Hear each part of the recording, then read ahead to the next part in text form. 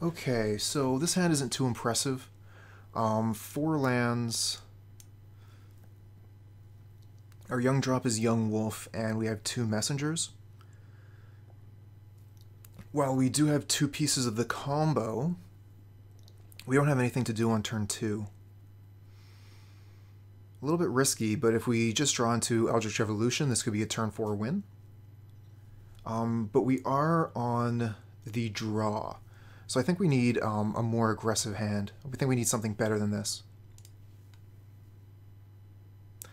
This one's pretty close. If any of these cards were a forest, I would want to keep it.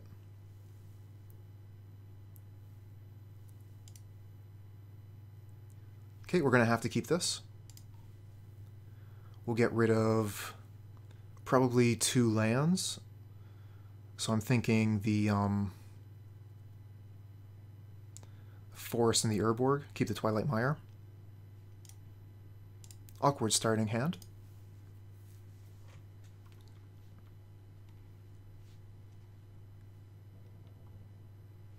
Dark Slick Shores. And okay, so we're facing against Mill. Not a great matchup for us, but we do draw a turn 1 play, which is good for the Chord of Calling.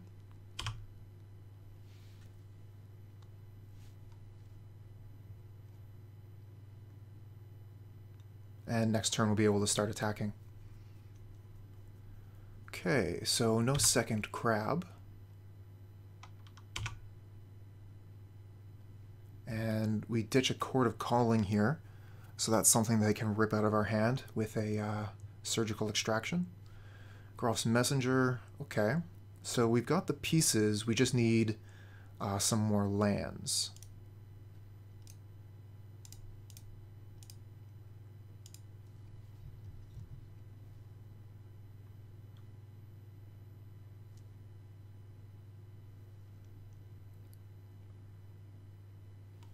Okay, so that counters my Strangleroot Geist. Yawgmoth no longer is going to do any damage. They have an 0-3 to block it. Scavenging Ooze could be interesting. It could grow to quite the size.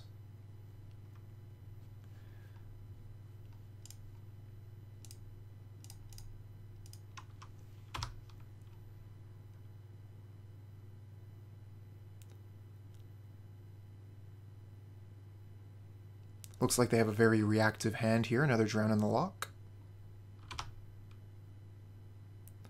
But they are running down on resources themselves.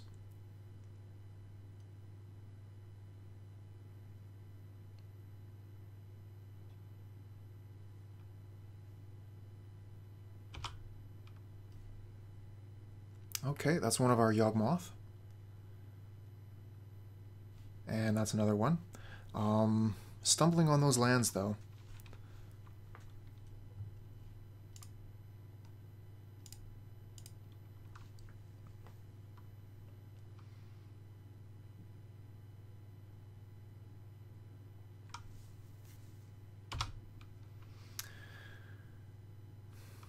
That Twilight Mire is really awkward here, too.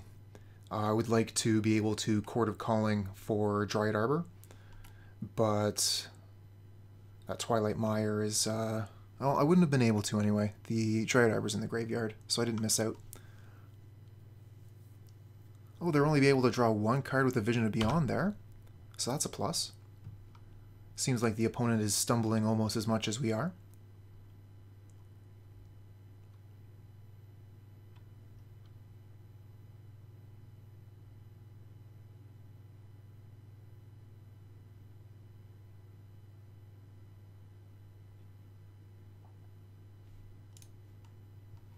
Okay, so we can cast the Messenger now. We also have Chord for 2. I think we probably cast the Messenger here. Let's start with an attack with Yawgmoth then.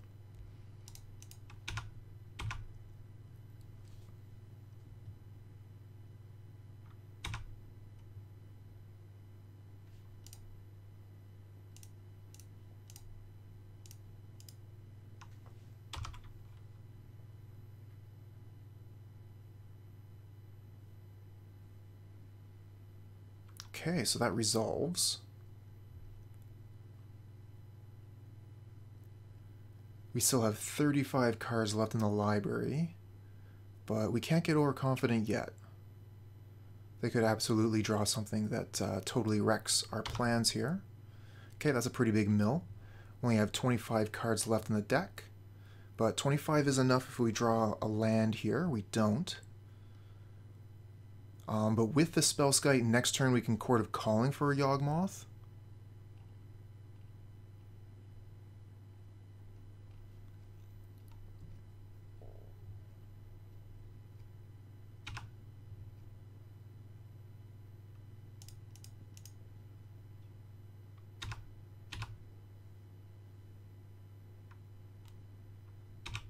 Oh, they're just taking all the damage here?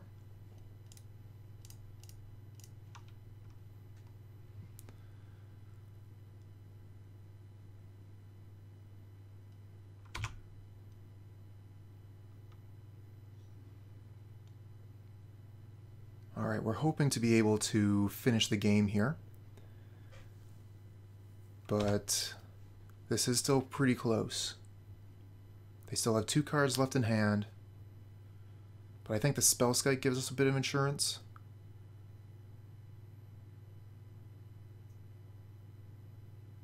Oh, here's an Archive Trap, so that's another 13. We only have 8 cards left in our library, so we're going to have to do some damage to the opponent in order to win here. So we really need a land off the top. Untapped land, please.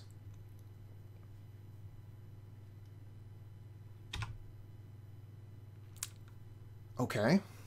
Not what we were looking for here. So if we Chord of Calling for the Yawgmoth, that puts us to 6 cards left in the library, and we're not going to be able to do enough damage to the opponent. So we're just going to have to hope that their last card doesn't kill us.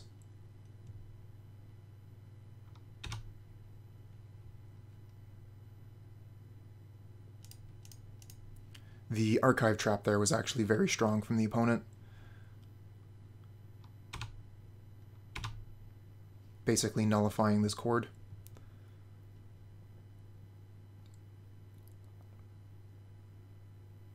Okay, so they're getting rid of their renewable source of mill. So lands aren't going to be as much of a big deal anymore from the opponent's side. But they might just have the win in hand already. If they have another Glimpse or Archive Trap in hand, we're toast.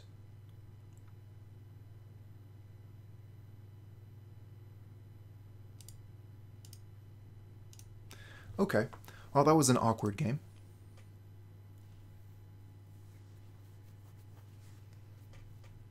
And I don't think we have too much to be combating mill either.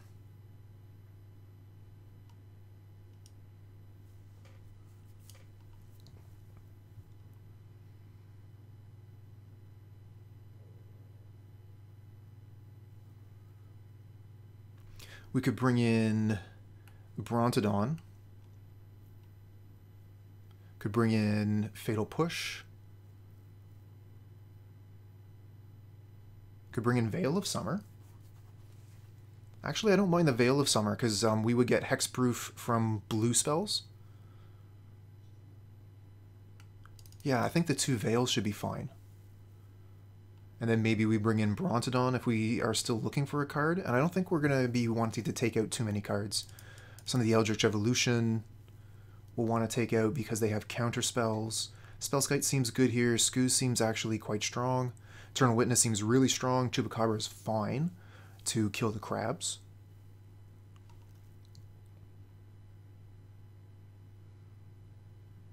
So maybe we just get rid of the geese for the Brontodon and the Sage to get rid of their Mesmeric Orb.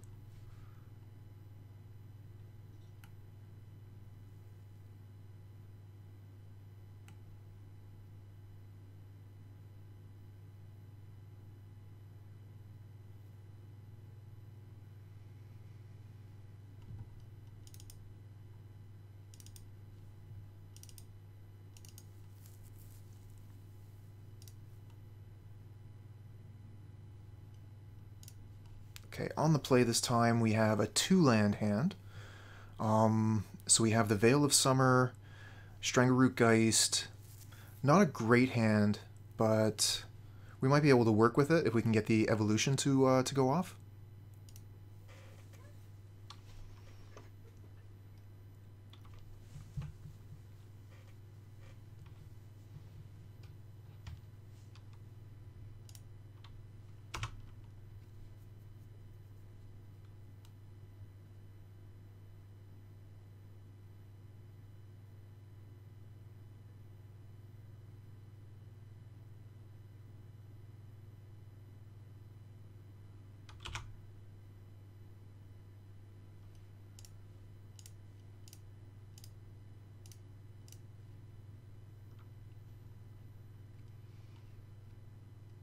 Okay, let's start bashing.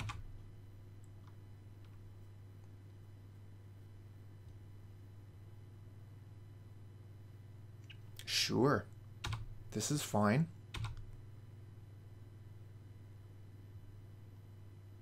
Attack for more damage. They should have done that during the attack step.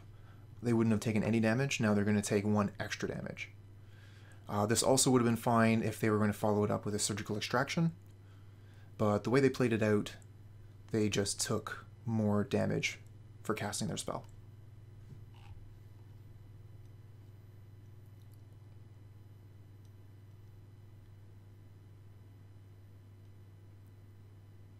That does weaken our Geist, but there are several ways to have done that that would have been better.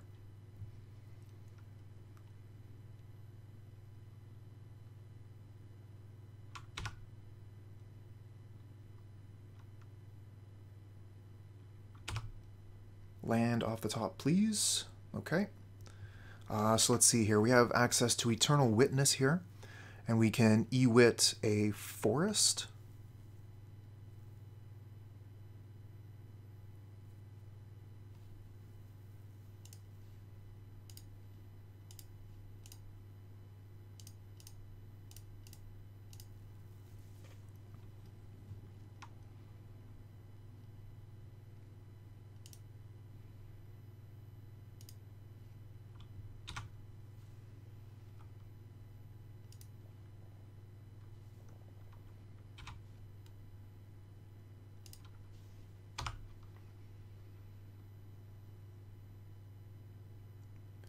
Okay, and maybe we'll look at evolving the Witness next turn with Veil of Summer backup.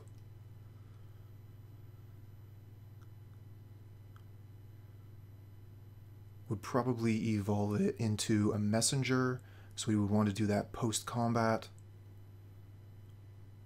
And then look at playing Yawgmoth on turn 5.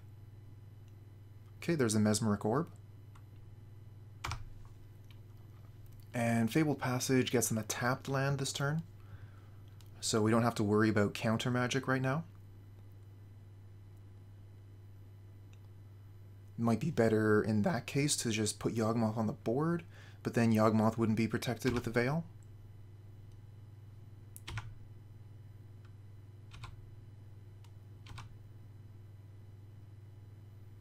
Another Yawgmoth.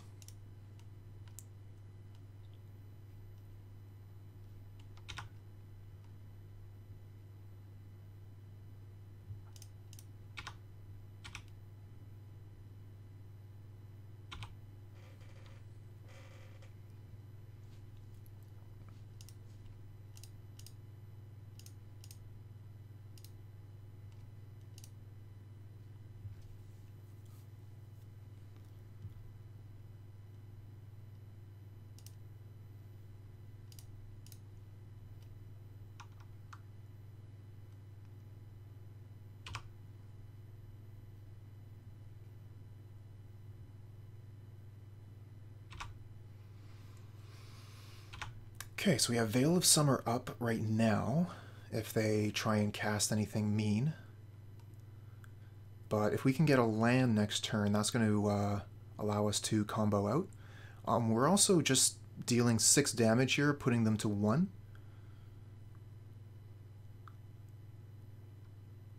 So all we have to do is sacrifice the Messenger once, and that looks like GG.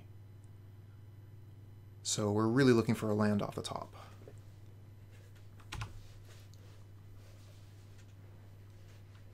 Unless they're going to...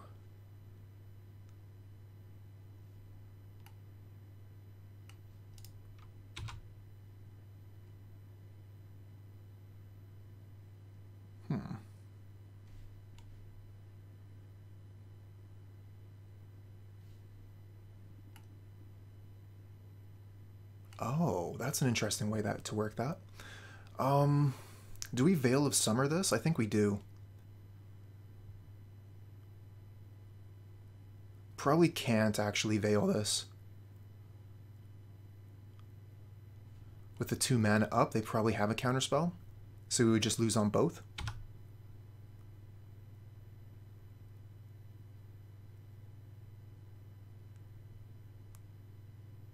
I have 13 cards, so they're just going to draw 1 with this. That's fine.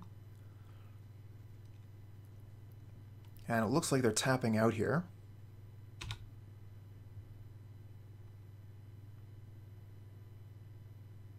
So we can play our Yawgmoth. No problem. Thing is, we don't have anything to combo with it, so we're only going to be able to attack with the Messenger and then do another 2 on top of that.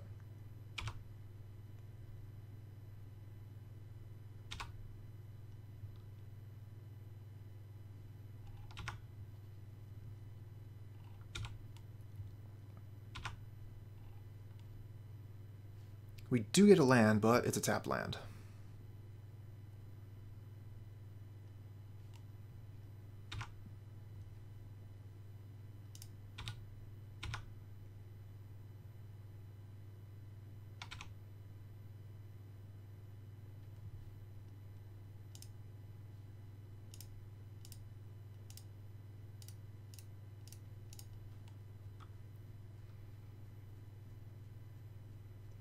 So we can actually kill the crab here and put our opponent to 2, as well as draw 2 cards.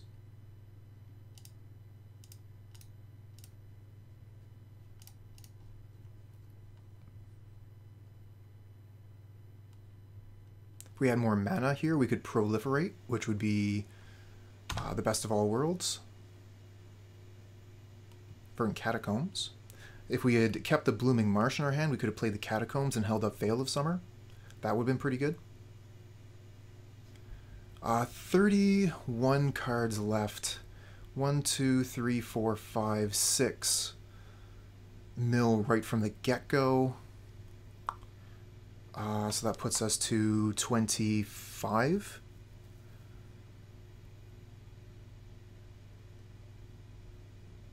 So if they get fetch land... Well, if they play another crab, we'll kill this crab. Otherwise, we'll see if we can survive a... Well, we might be able to just Chord in response to the Mesmeric Orb on upkeep. So maybe we don't need to mill anything.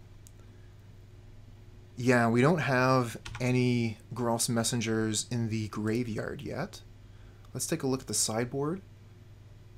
Looks like there's still 2 Messengers left in the deck. So we might be able to Chord of Calling with a Veil up and just go get the last Messenger.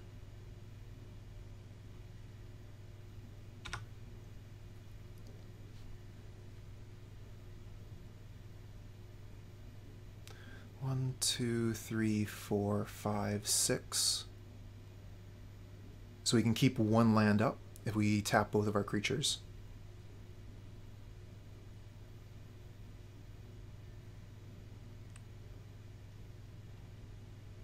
There it is.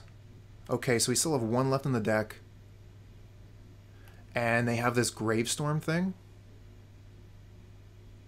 So they're going to be able to do this some number of times. Twice, I guess. So they took the other Geralf's Messenger out of the library, so that's no longer an out. But we can Chord of Calling for another undying creature, and then just do the combo regularly. And we have the Veil of Summer back up still. Yeah, that's true. They're dead to the attack as well. So we could try the attack first. Or we could just chord for the Geist. How many Geists have been milled here? All the Geists have actually been milled already. And they're going to Fatal Push our Messenger here. So we're going to kill the crab.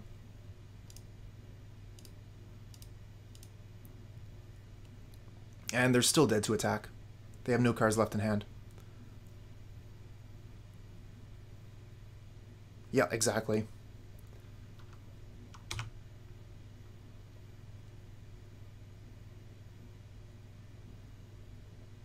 Okay.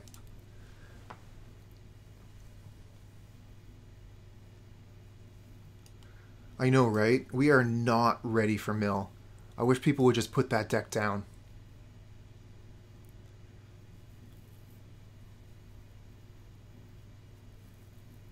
I don't think we want to change anything.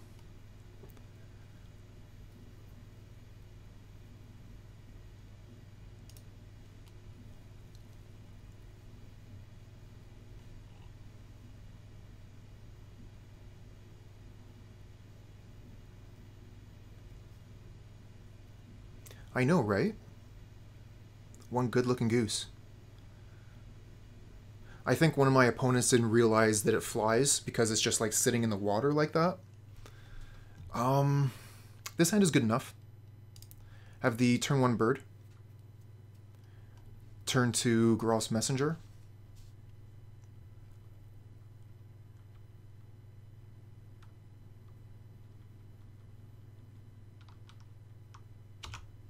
Okay, so they got the turn 1 crab. It's going to be doing some work for them.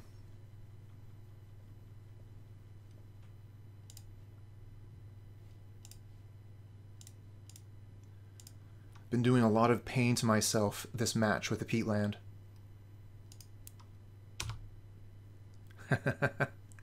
That's right, I don't see any dinosaurs on the other side. Try and put down a Mesmeric Orb. This Brontodon will smash it.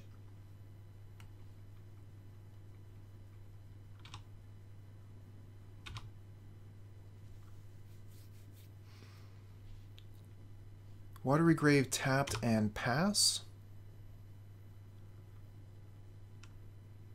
Makes me wonder what kind of action they could possibly have. If we play the Urborg, the Peatland won't do any damage to us for black mana.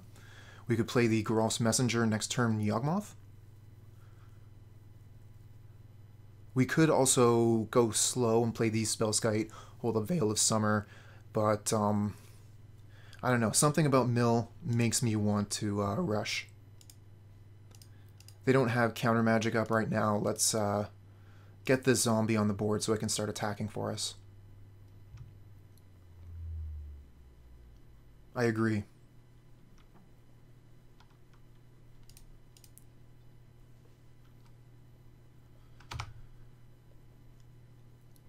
Alright, we can 6 this turn and the opponent's turn. Save our clock a little bit.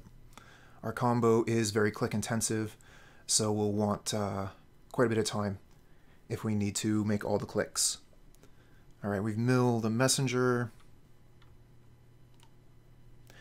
Very true. As long as it has 3 power, able to run over those crabs, it'll generally hit the opponent.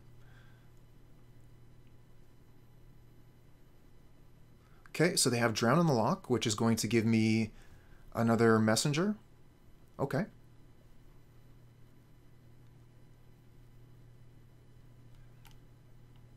That's true.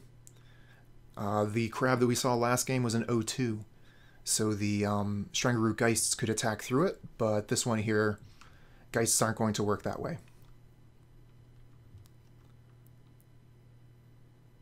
So we could play Geist and Spellskite here, which would protect our Yawgmoth. On the other hand, just getting Yawgmoth down onto the board could be pretty strong. They have the Swamp here. They could have Path to Exile in hand.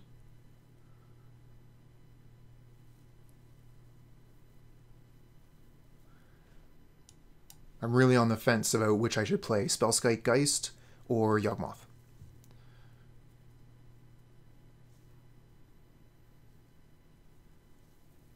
Fatal Push. They could block Ruin Crab and Fatal Push the Yawgmoth or Messenger.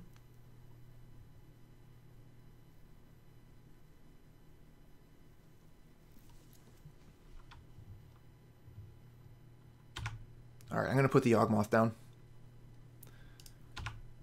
Well, I can still put the Geist Spellskite down. It wouldn't have been that big a deal. Because, yeah, they're not even blocking here. The Geist wouldn't have been able to get through the crab, so it's not like a loss of value.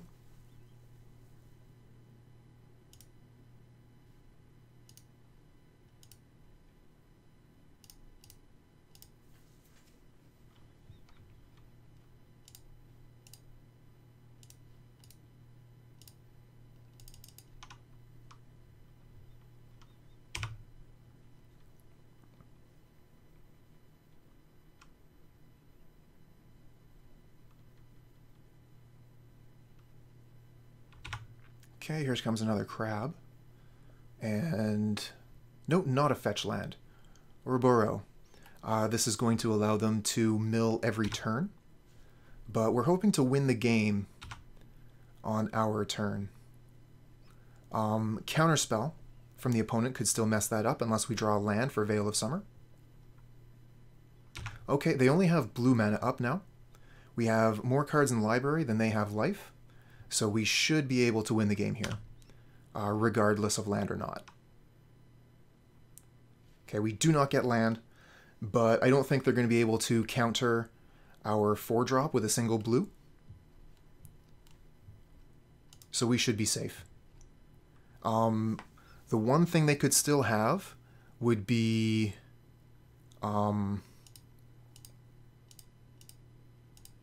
Surgical.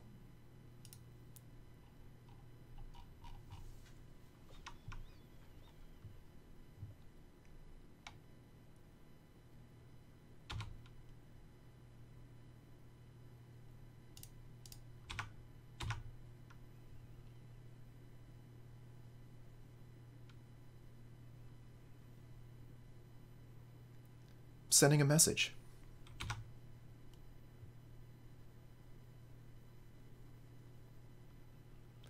This is going to be less combo iterations.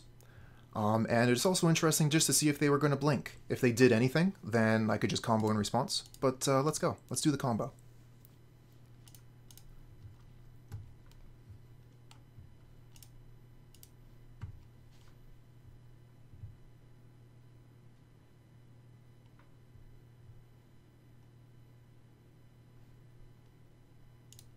We do get the land, but not the right one. I shouldn't have even played it, honestly.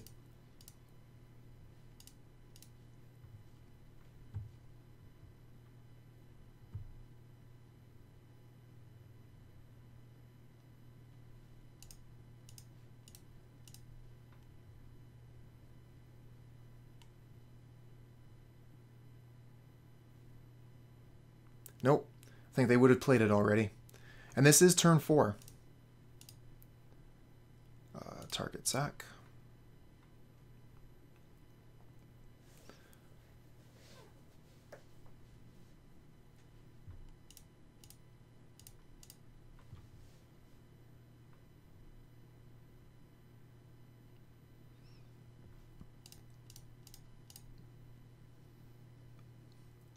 Okay, we got there.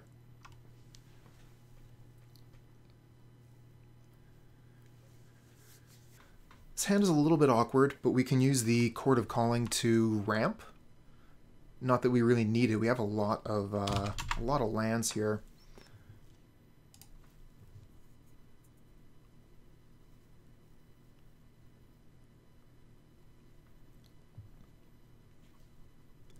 Yeah, I think that Spellskite will really show off at times. It will just be incredibly good. It just happens that for most of the games where I've seen it so far, it's been mediocre. But, I mean, it still does present an 0-4 blocker. It does produce mana for Chord of Calling. And the Spellskite might have actually been amazing in the sense that I didn't see the removal spell. They didn't play it because the Spellskite was already on the board. Could be any one of those things. Okay, so we got our burn opponent. We can block here with a Yawgmoth. Geralf's Messenger on top.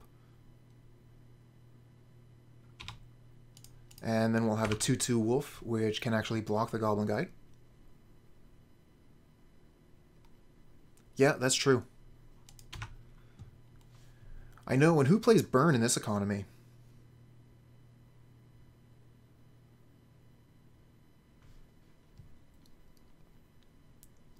So I could Chord of Calling for a Dryad Arbor, but that doesn't seem too great.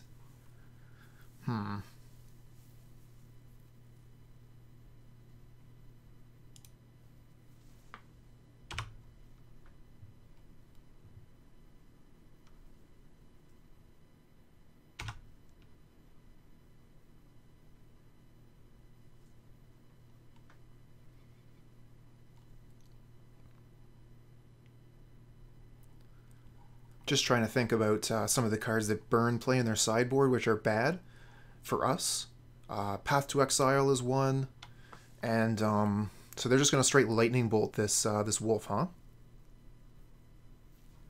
Yeah, that's the other one. Rest in peace.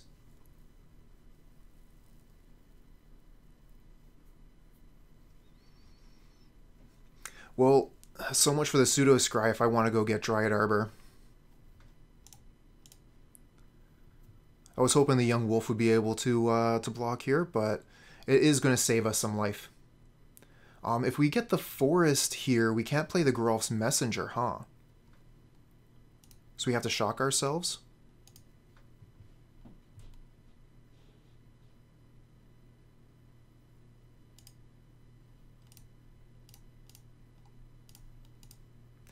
Yeah, this is not really a great hand for this matchup. But we've got a couple cards in the board, and if we can get Goose out, we're laughing.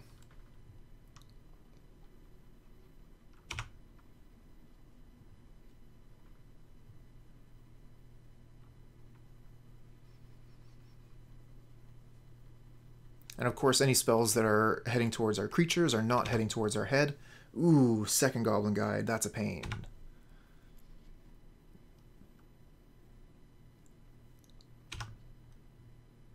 And we don't get any value out of it.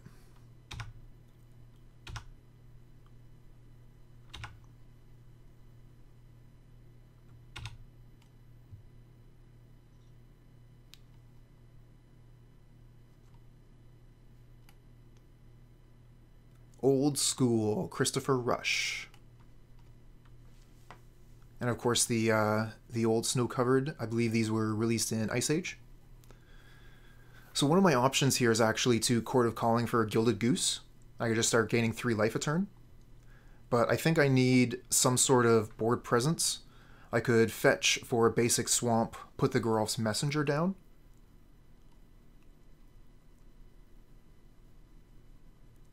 And still play Bird of Paradise.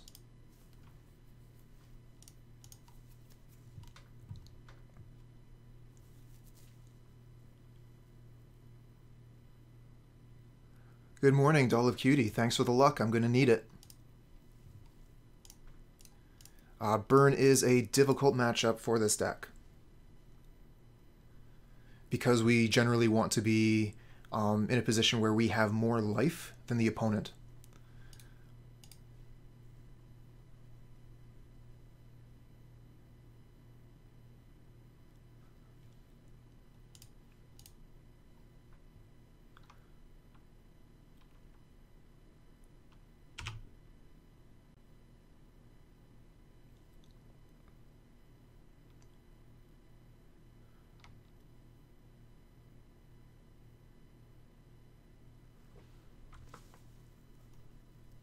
So I've been listening to this excellent podcast called Unseen, and it's about the unseen world of Magic.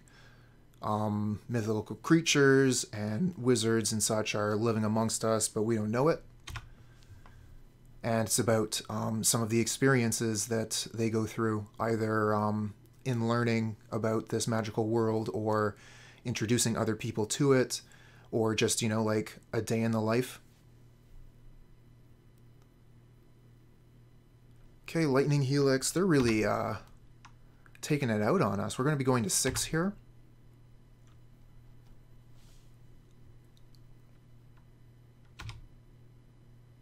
And no lands, no draws from the Goblin Guides.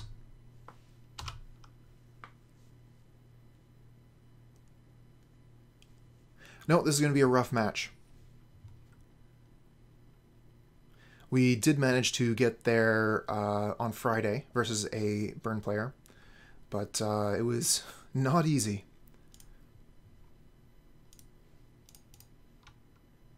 Okay, so we have blocks now, and we can Chord of Calling for a Goose. 1, 2, 3, 4, and we can activate it as well.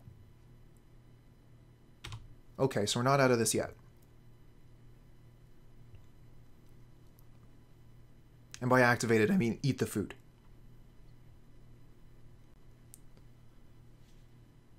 Okay, so they still have 2 cards in hand. I think we just have to let this go because we need our creatures as blockers. So if they have another spell, yeah, we're pretty toast anyway. But I thought that we could maybe try and get somewhere with this, but the Chord of Calling is going to tap our creatures. So yeah, we're dead. We can't block the Goblin Guides. We're going to want Thrashing Brontodon for sure, because it's got a great body.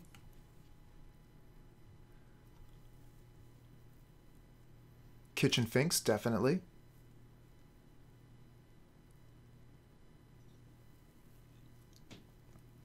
We're keeping the Chupacabra, getting rid of one of the messengers, getting rid of one of the chords. It's difficult to keep our creatures on the board.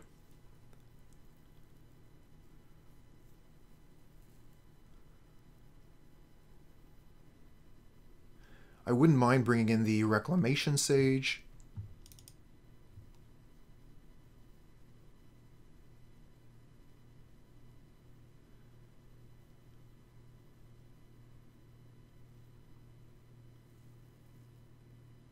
Oh, absolutely. Definitely have listened to LeVar Burton reads.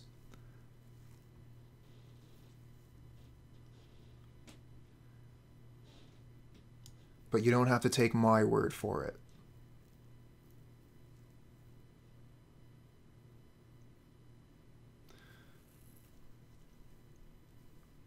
Thinking actually about taking out one of the Yawgmoth here. We definitely want to get there. But it is a lot of mana. Alternatively, we could take out one of our other dorks, like one of the birds here, keeping the Gilded Geese. I don't mind that, actually.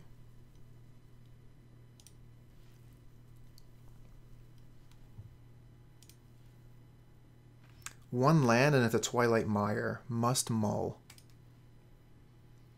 Okay, we have 2 lands, one's a Dryad Arbor. This is really unfortunate.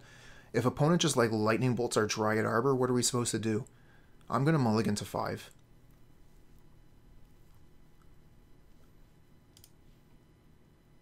Again, 1 land hand, Twilight Mire.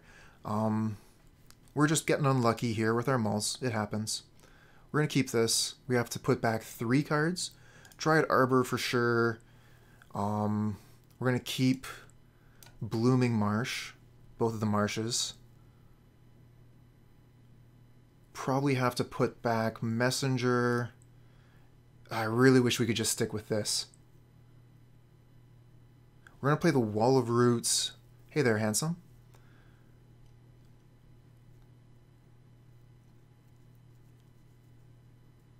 Yeah, we probably just get rid of the Geist because we're going to go Wall of Roots Yawgmoth.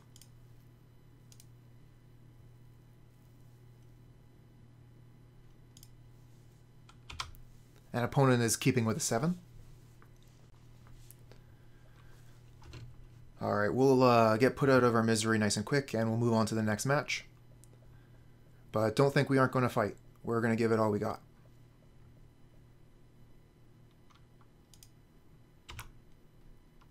Yeah, push would definitely be an option.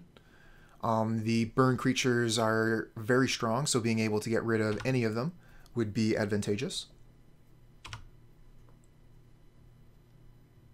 That is, after all, the reason I kept in Chupacabra. Yawgmoth, come on, deck.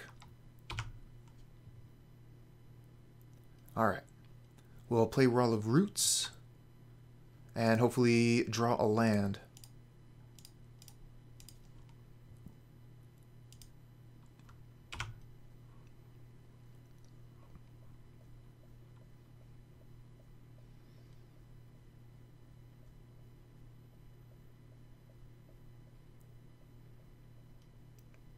Alright, so with them playing the Sacred Foundry... Oh, they're playing the tapped. I was going to say blocking with Wall of Roots on Goblin Guy could be quite dangerous, but they put the creature, the land in tapped. Land, please. No Yawgmoth coming down this turn. Yeah, so we can block without worrying about Searing Blaze.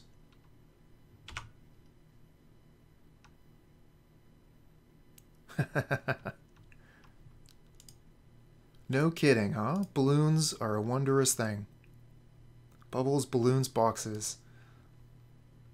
Are you talking about kids or cats?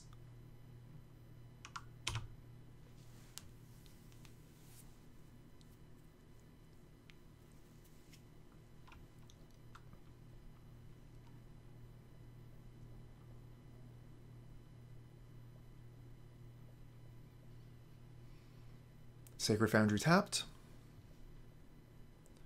I think maybe they're super flooded. Well, they got something here. Helix killed a bird. Yep. I really hope so. It hasn't been doing a very good job of that so far, so Handsome, you give that goblin a talking to and let's get our land. Also, the Bird of Paradise here did save us 3 damage, so thank you, Bird, for your sacrifice.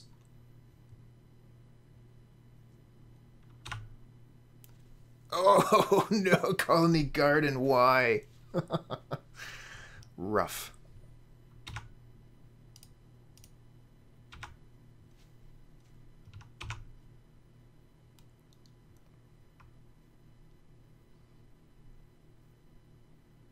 And no luck there.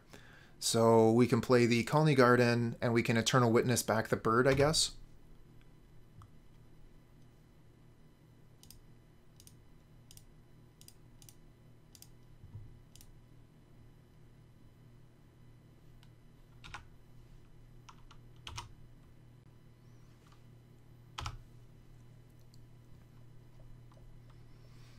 Now, if we can get a Yawgmoth onto the table, it blocks Monastery Swiftspear for days.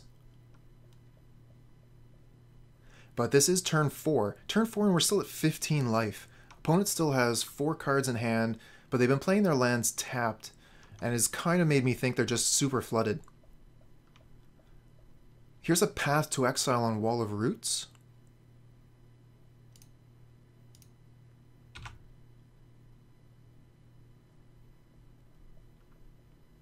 Let's go get that swamp.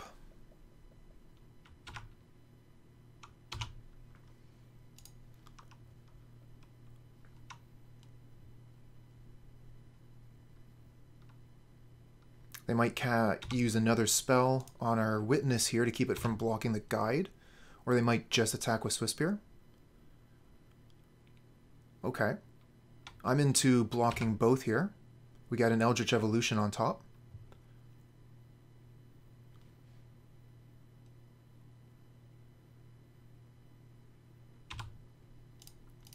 Let's prevent that damage. They still got 3 cards in hand, so we wouldn't want them to bolt and take a ton off the Swiftspear.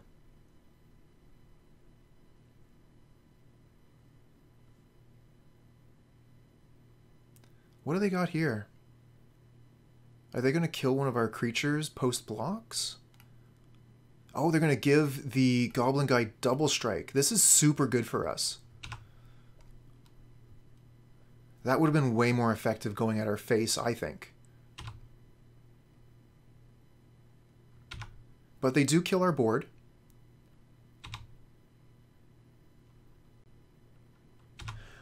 So another option we have here is actually to Bird of Paradise and then evolve it into a Kitchen Finks. Kitchen Finks is going to be pretty good at blocking. Would gain us 2 life and would check to see if they have another path. Alternatively, we could just throw down the Yawgmoth. I think that that's what they've been holding, is Path to Exile.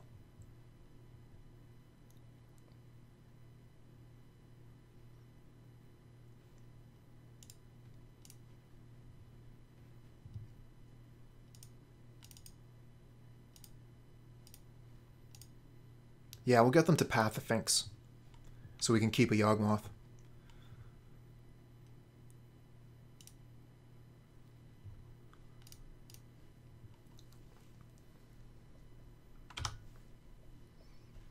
And if we actually get to keep a Kitchen Finks around, if it actually gets to block a Goblin Guide or the Swift Spear, that would be amazing. Yeah, another land. Super flooded. What are they attacking with? Both. And we have a Messenger on top. Those Goblin Guides have been really good for the opponent. We're definitely going to block here. If we block the Swift Spear, they need 2 spells to pump it past the Goblin Guide. Or sorry, the Finks. So I think we just block the Swift Spear. They'll need a spell even just to kill the Finks.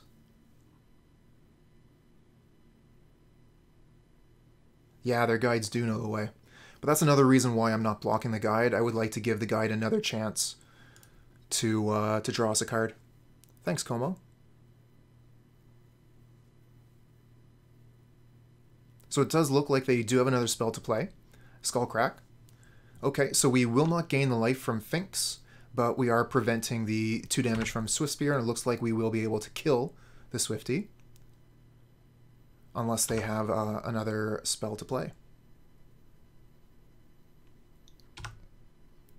Okay.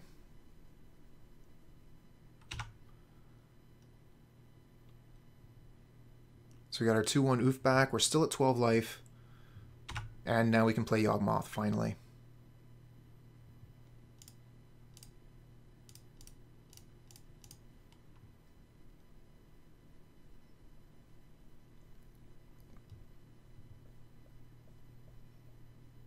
Turn 6 before we could get a Yawgmoth out.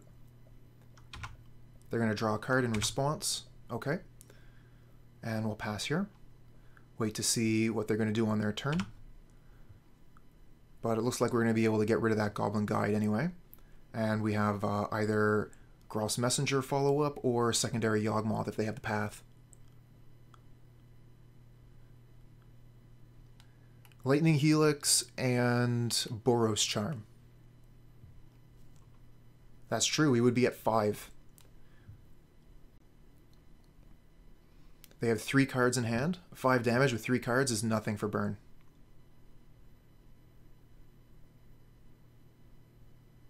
Okay, they're going to Searing Blaze the Kitchen Finks.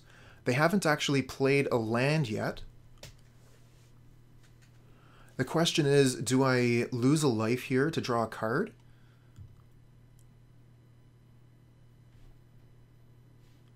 I think I do. I think I make the Goblin Guide into a 1/1. Target sack. It doesn't prevent the damage from Searing Blaze. Searing Blaze has 2 targets.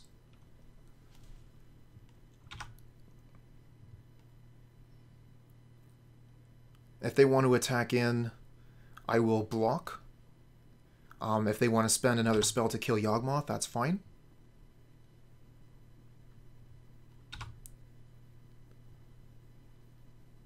Okay, we're getting somewhere now.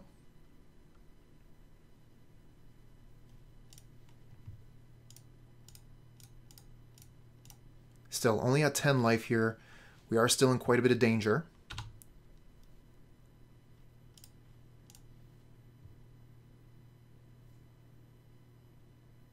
Should have maybe proliferated.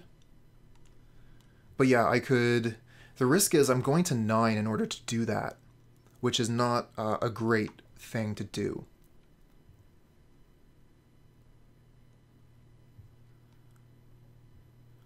Because 9 life, opponent could kill me with 3 spells.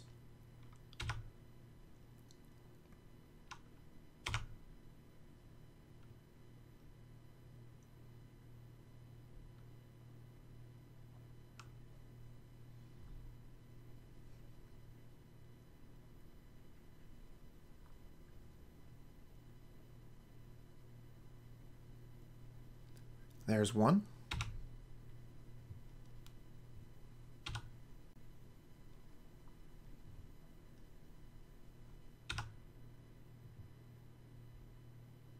Okay, we can evolve.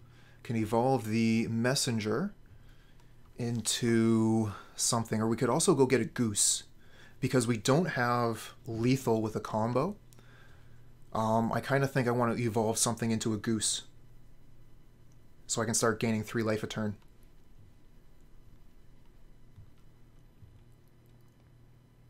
So yeah, I'll attack with Geralf's messenger, I'll evolve the messenger, make a goose, and I can start gaining life, which I think will keep me in the game. At 7 life, it's just so risky. On the other hand, if I evolve the bird into Geralf's messenger, opponent will go to 18, use the messenger, kill the guide, opponent goes to 16, and then attack for 5, opponent goes to 11.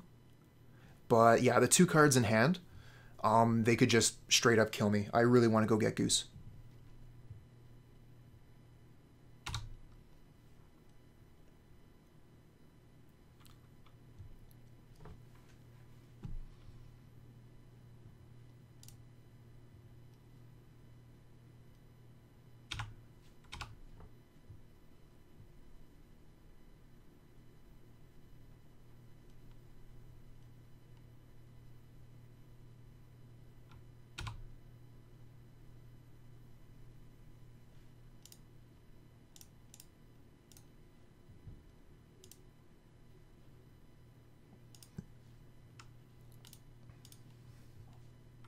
Also, Proliferate will be pretty good here, where I can strengthen the messenger and kill the guide.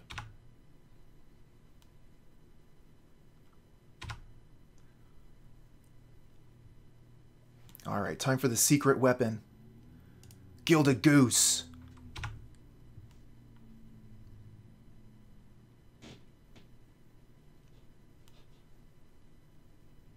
Opponent's going to be sweating now. We're going to pass the turn. We're going to want to wait for them to take the shields down. We don't want to crack our food and get skull cracked. So we'll use it when we have to.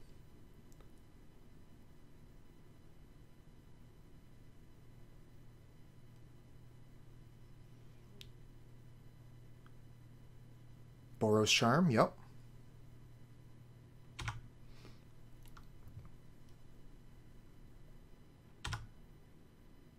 I think they probably have Skullcrack in hand. That's my guess. If we can get to our turn, we can activate Goose. So we have 2 foods ready to go. And I think that we want to start using Yawgmoth here. 2 is basically the same as 3.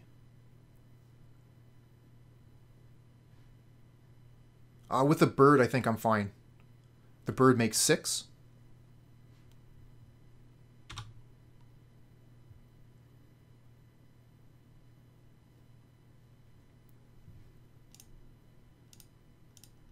Make a food.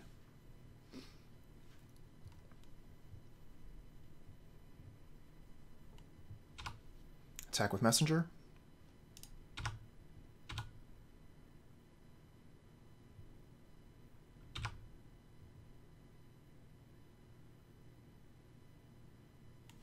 So the question is, do we want to start cracking foods here? We could get skull cracked, which would leave us at 3. The problem is if the opponent draws double 1 spell, 1 mana spell, like double Lightning Bolt Skullcrack would be a problem.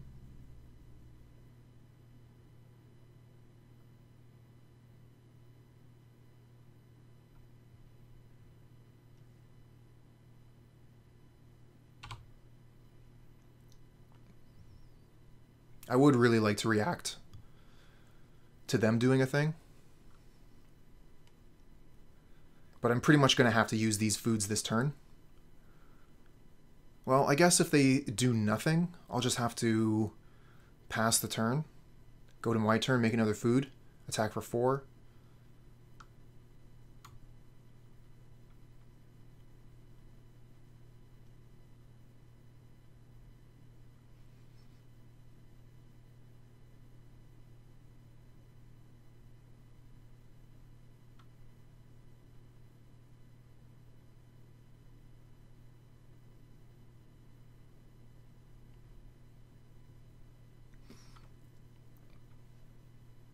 Wow, opponent concedes. Whew. We're going to have to wipe the sweat from our brow on that one. Burn matches are tough.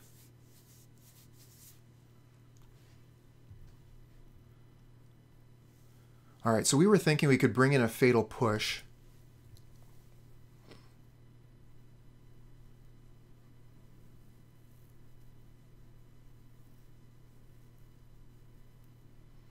Maybe take out the Witness. Witness is just so slow.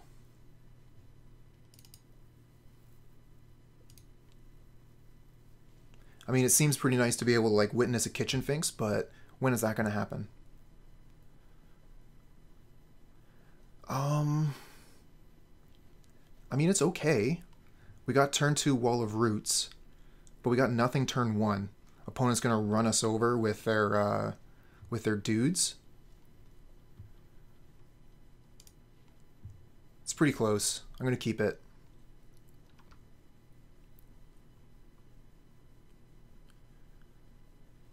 Thanks, Shark. Yeah, that was a sweat. Another Wall of Roots. Would have really liked a bird there. We have the Urborg, so we can just go get basic forest with the Catacombs. But opponent is using Path, so we might as well go get the Shock. Keep the basics in the deck. Is this an Eidolon? What is this?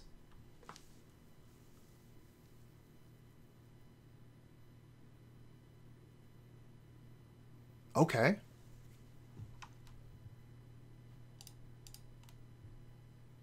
They have the Roiling Vortex. If they are able to keep mana up, we can not gain life.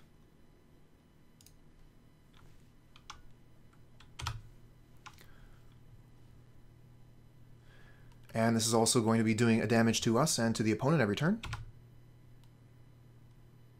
What do we get off the top? Another land. Okay, so let's just go ahead and play the Wall of Roots. And pass back. Next turn we can play Yawgmoth.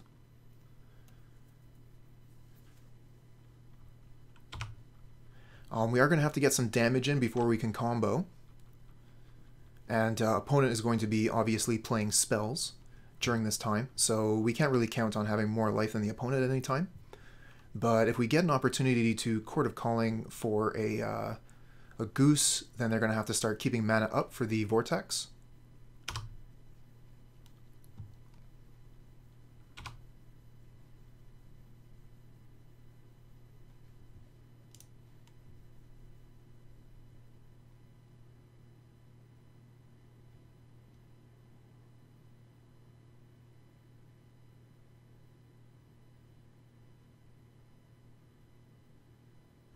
So what can we do here? We could go 1-2, play Wall of Roots. 1-2, play Strangleroot Geist. And then we would have 1, 2, 3, 4, 5, 6 for Chord of Calling, which would let us go get Kitchen Finks or Geralf's Messenger. That seems like a pretty strong play.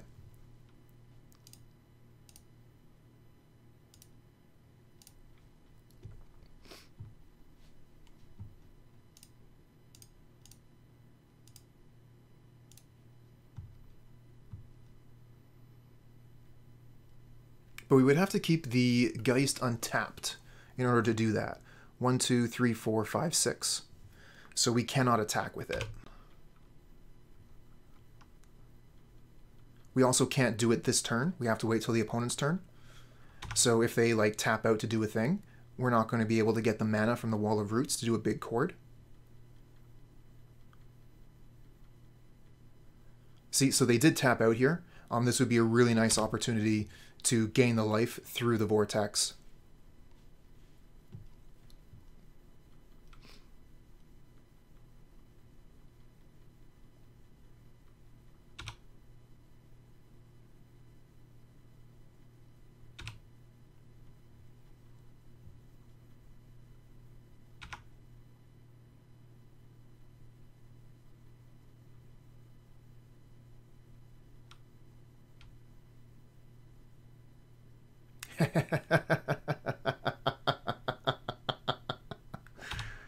Nice. Opponent does 5 damage to themselves with Rift Bolt.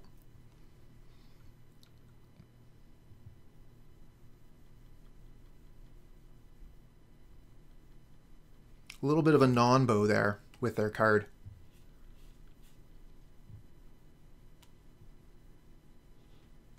Another Rift Bolt coming? They're going to do another 5 damage to themselves.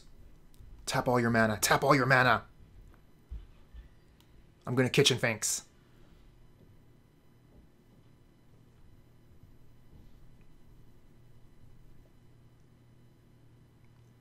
Ooh. Searing Blaze on the Wall of Roots. They've played a land this turn, right?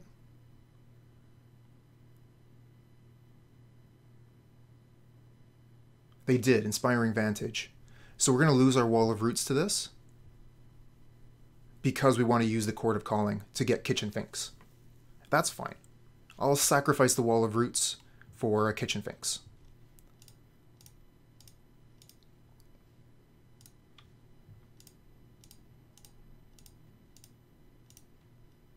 And use the Yawgmoth black there so we don't lose any life. Oh, so the reason why we don't use Blood Artist is because Blood Artist targets. Okay, we could actually also just destroy the Roiling Vortex here, but I would like Kitchen Finks a little bit more than that. Especially when Roiling Vortex is going to be doing 3 damage to the opponent. We might have been supposed to get Geralf's Messenger there. That might have been a misplay. Because we're going to do 5 damage here, put them to 7, Geralf's Messenger puts them to 5, and then Roiling Vortex kills them next turn.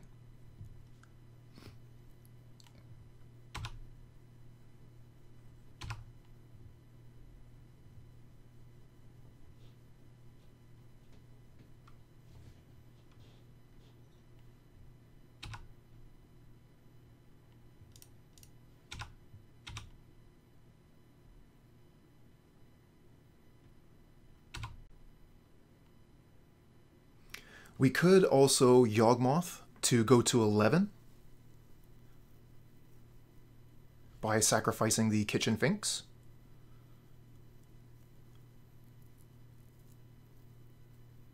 No, I'm pretty sure that Geralf's Messenger is just the best thing. They're only going to have 2 spells in hand. They're not going to be able to do 9 damage.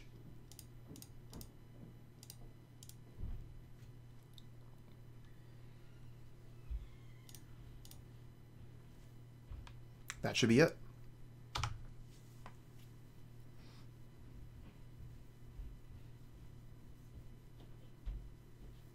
I suppose it says may cast this spell, so maybe they just don't cast the spell.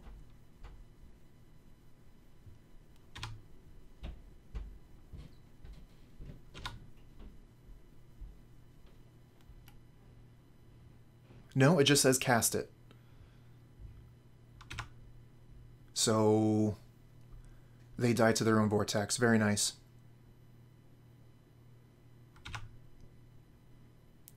Okay, love winning a match like that. What do we got here? Another 1-land hand. Opponent is playing with Lurrus. So this is either Hammer Time, which is a hassle, or Death Shadow, which is still kind of a hassle. In any event, we cannot keep this hand, so we must mull. 2-land hand, we have a bird. We have a wall. This hand is great. I think we'll just get rid of the... either the Scooze or the Skite.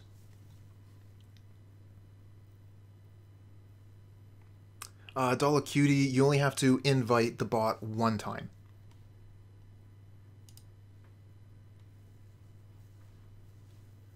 Yeah, that's true. He's using his art if he's using Lurrus. Let's get rid of the Skite.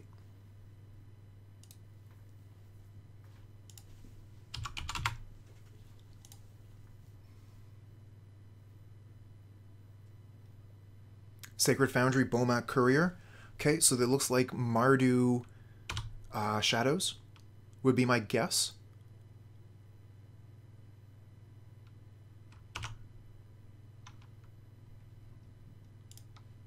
Blooming Marsh, Bird of Paradise, go. Next turn we'll have access to quite a bit of mana through Wall of Roots and Bird of Paradise. So we'll play land, Wall of Roots, Scavenging Ooze. You think so, huh? It's very possible. Bolt the Bird is very traditional.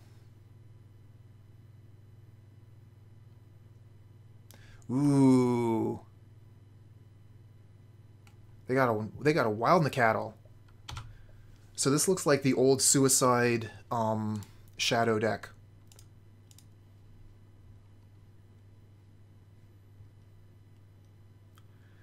I think we go get Overgrown Tomb here because we have the Geralf's Messenger, which means we have to take some pain. But we got a couple good blockers here.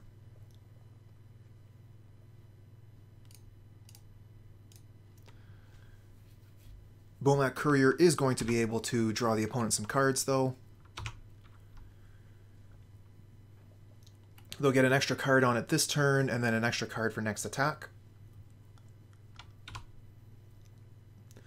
What are they going to take here? Probably the Evolution would be my guess. They don't want to let us get a Yawgmoth. Yeah, we could just get Yawgmoth next turn and kill this Courier if they let us keep the Evolution.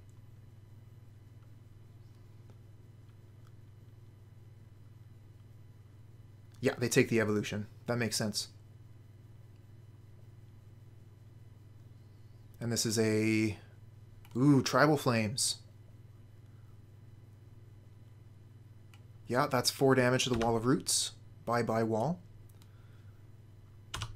And that stifles our mana quite significantly. We can still block the Courier, but it's going to be gaining cards every time. So they're going to be able to crack that for 4 next turn. I think we just play the Scooze here.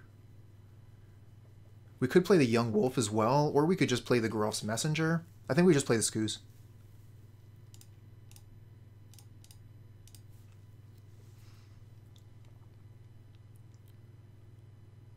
Yeah, Scooze blocks Bomat Courier, take 3 from the Nicatl. They draw 4 with a Courier. That sucks.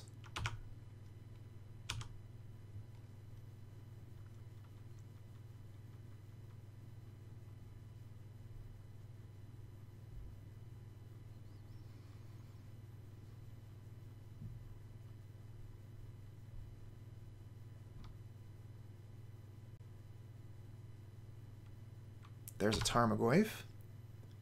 Yeah, so opponent's just playing a ton of big creatures and removal spells, and that seems good. Okay, here they're going to draw 4 and deal 3.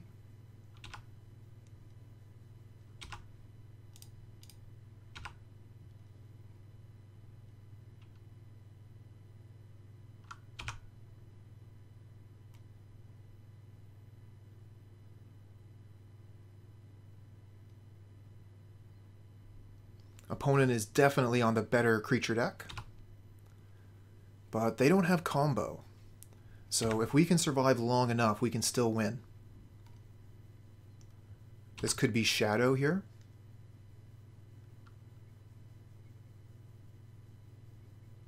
No, this is another Thoughtseize. So they're going to be going to 8. We can start gaining life with the Scavenging Ooze.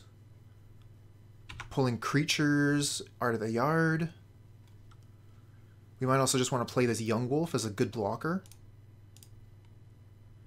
And then we can grow Scavenging Ooze to a 4/4 to block the Nicatl.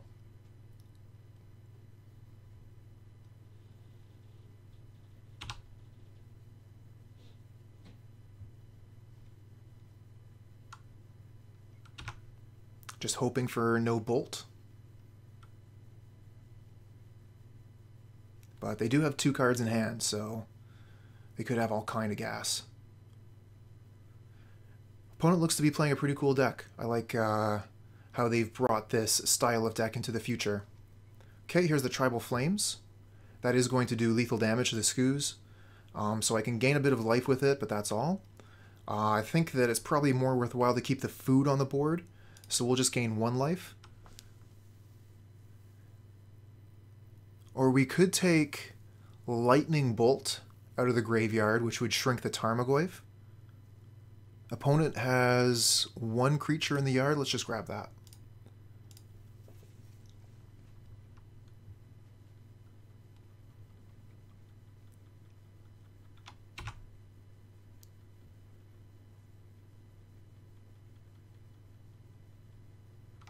And a Scourge. We are under so much pressure. Too much pressure.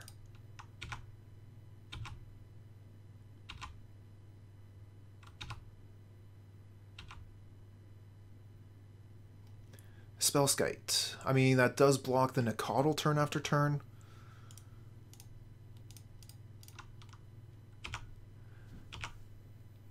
But we have to block the Tarmogoyf with the Gilded Goose this turn. This is lethal damage.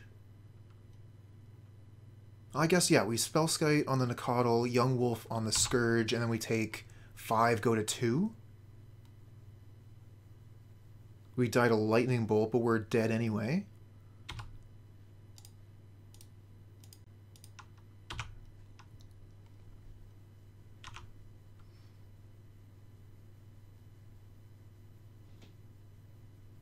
Okay, put Lurrus in hand.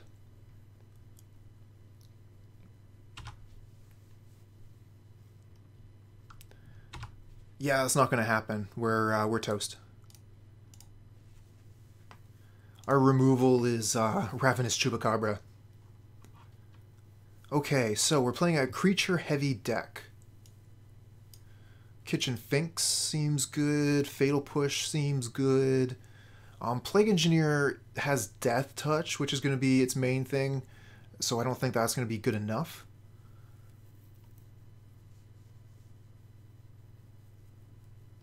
Assassin's Trophy is not bad either.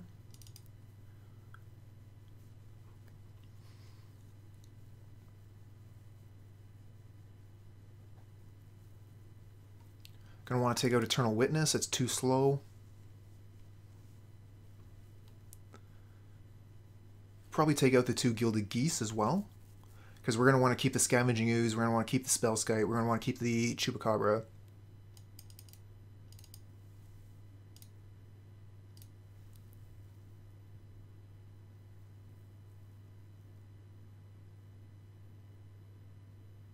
I think this is fine. Interesting.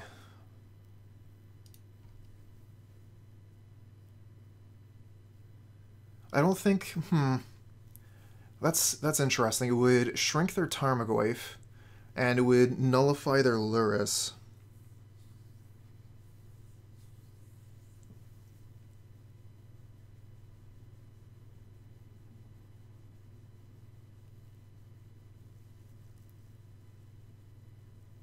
Engineer does kill the Bomat Courier, that's true.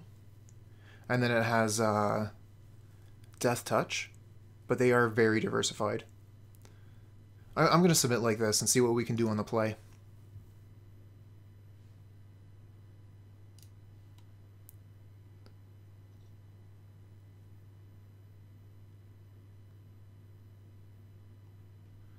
One land hand, 1 land is Twilight Mire, must mulligan.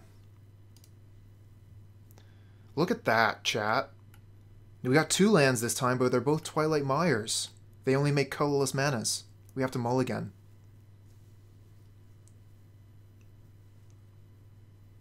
I did. We did beat Burn. Turns out that the enchantment they were using, Sulfuric Vortex or whatever, it's a bit of a non-bow with Rift Bolt. Okay, we can keep this. We gotta get rid of 2 cards. We'll get rid of 2 lands. I'll get rid of Peatland and Overgrown Tomb, I think.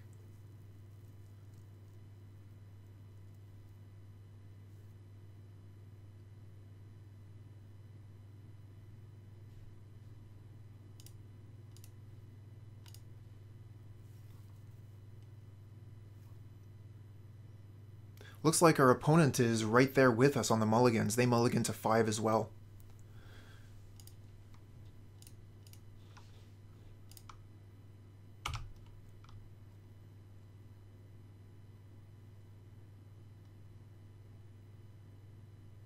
But they got the Thoughtseize.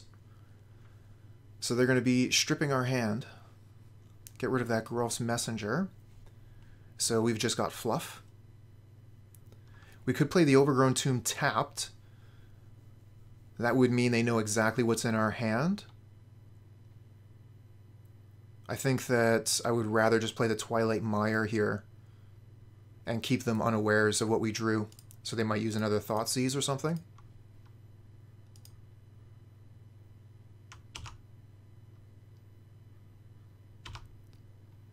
Yeah, the one of Leyline is kind of interesting.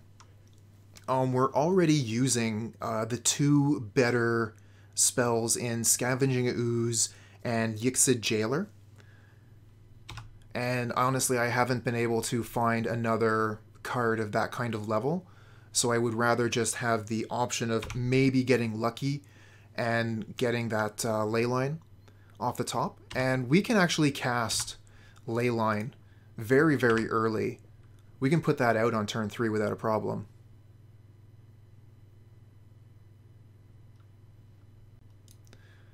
Speaking of fetching for a dude, I'm going to put Verdant Catacombs down so that if they attack with Bomat Courier again, I can fetch up Dryad Arbor and block.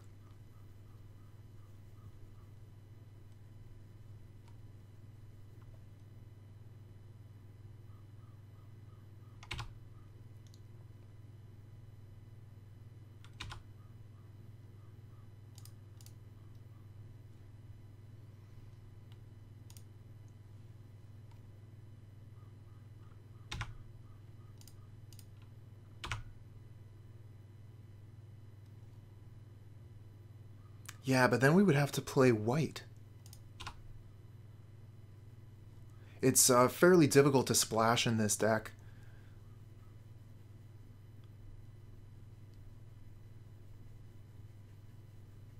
Okay, here comes a Tarmogoyf. Large and in charge. And we get a Spellskite.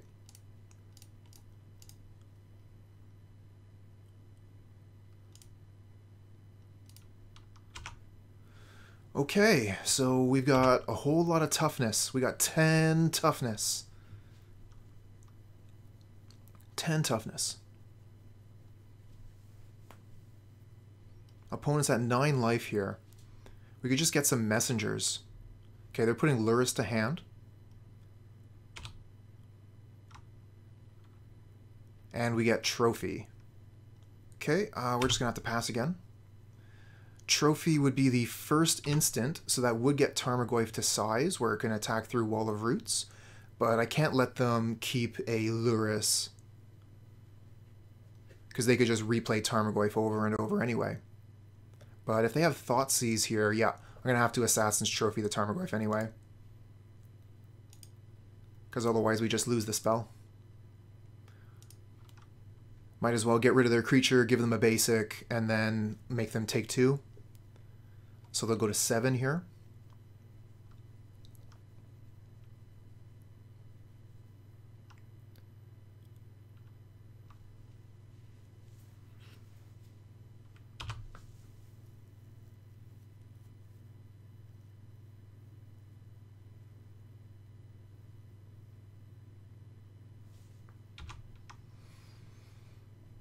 Take a look at all that nothing. And then is this Lurrus? Lurrus and Courier, I guess.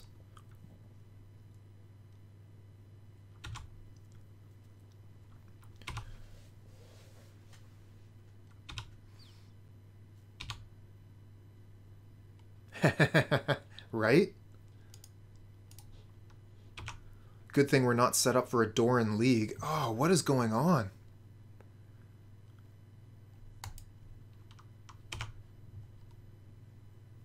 So opponent's going to be able to recast their Tarmogoyf here. We just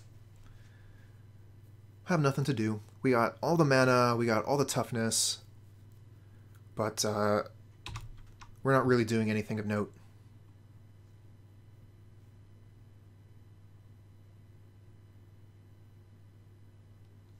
That's an interesting one.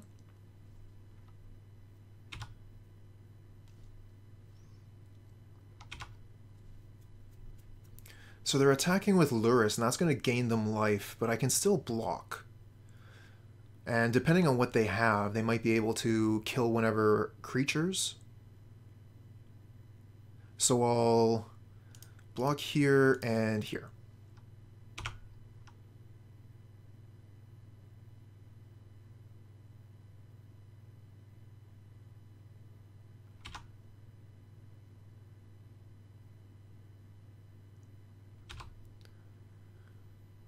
Got a 1/1 Scourge. Now it's going to be a 2/2. I don't want to draw any more lands. We're going to thin the deck a little bit.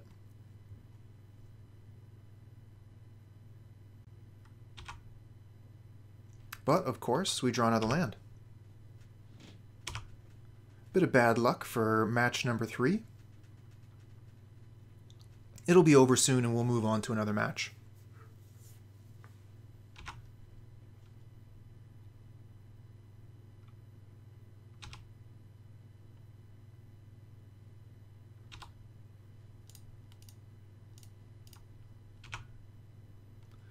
We'll take 3 here. Scourge will move up to a 5/5. Nope, they have some action. I'm going to use that Lightning Bolt, target the Spellskite to kill it.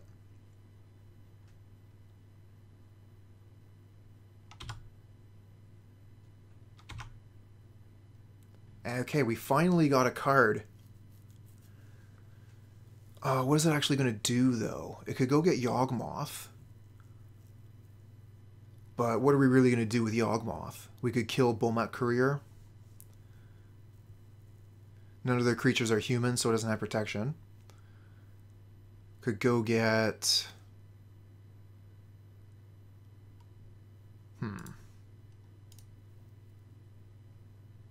Could go get Kitchen Finks.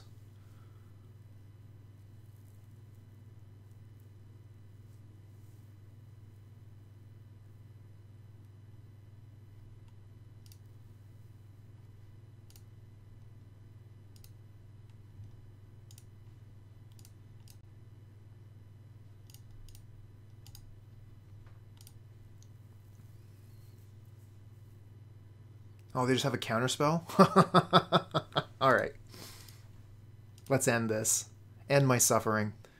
1 land, and it's a Urborg Tomb of Yawgmoth. We will mull. This hand is better. We'll keep this. Get rid of one of the messengers.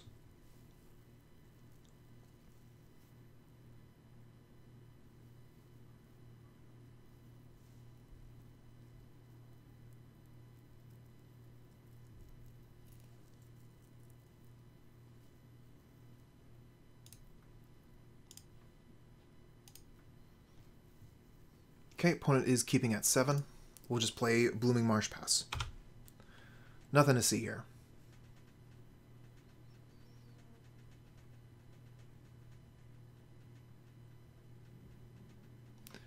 Basic island pass from the opponent.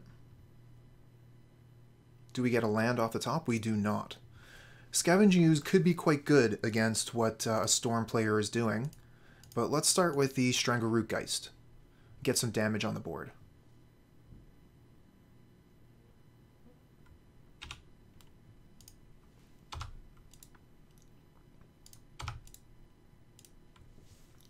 So let's see here. We have Damping Sphere for sure. Ooh, they already got Baral, huh? And we miss on mana? That's brutal.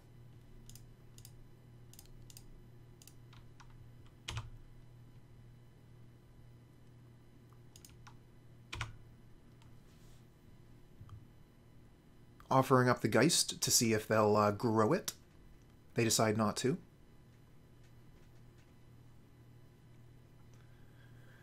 Opponent should be able to win this turn, but they don't have access to any red mana.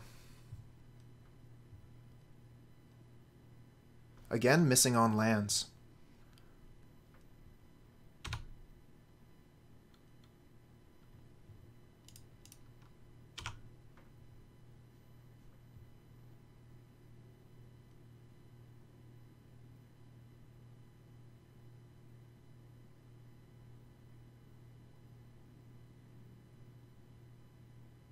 Okay, so they are going to block the Scavenging Ooze. And they'll take 2. We have nothing else to do. All our cards cost 3.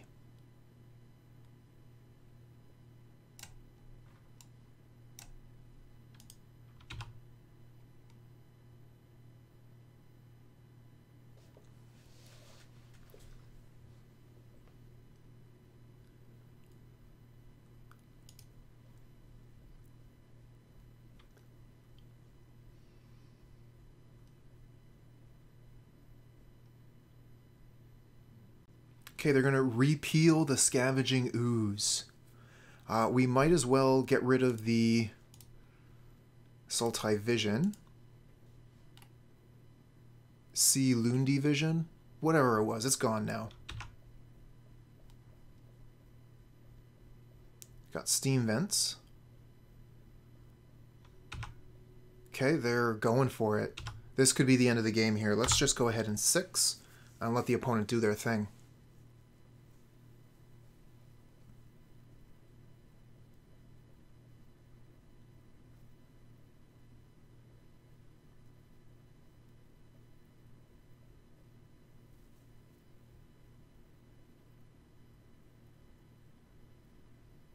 Okay, here's Past in Flames, so they're just going to be able to recast all their rituals. That is going to be a big grape shot, but that's not lethal yet. Unless they have 2 grape shots. They probably have 2 grape shots, that's what it is. Either that or they could remand the grape shot that is currently on the stack. Do they have blue mana up? They do. So they could remand the last grape shot. That would work as well. They have a ton of mana. They could also, I think, Past in Flames and then just Grape Shot again. So they just have infinite options.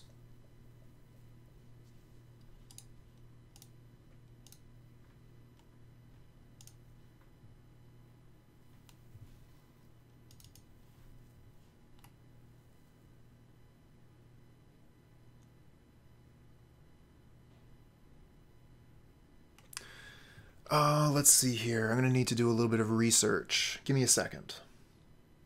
I got to find out how Yixlid Jailer works with Past in Flames.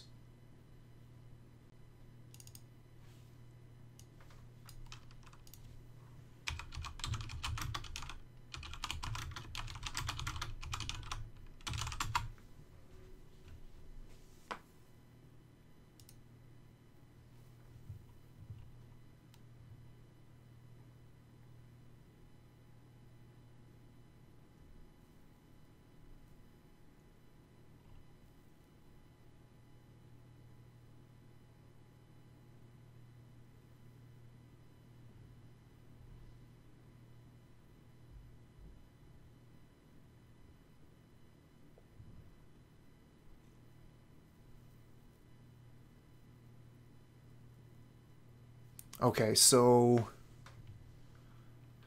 the card loses flashback, but all the cards in the graveyard, once the Past in Flames has been cast, will gain flashback. So because of layers, Yixlid Jailer is a bad card to bring in.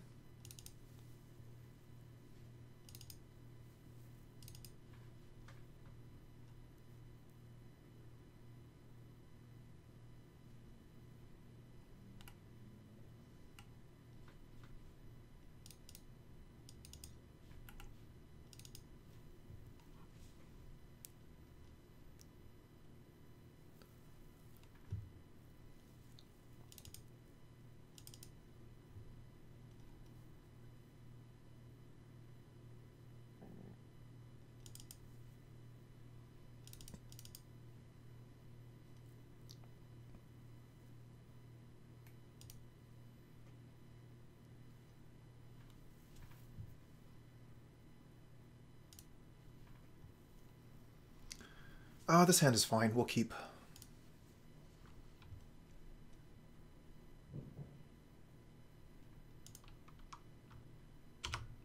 We have a Fatal Push for their first Stormlord, and Wall of Roots gives us some mana to get started with. Birds of Paradise, right on time.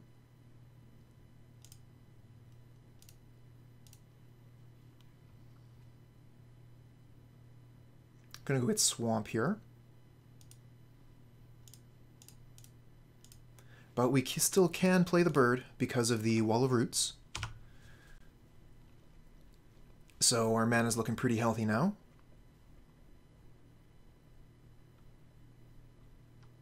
Okay, looks like they're just passing the turn. Why not? We're not presenting anything of any real import here.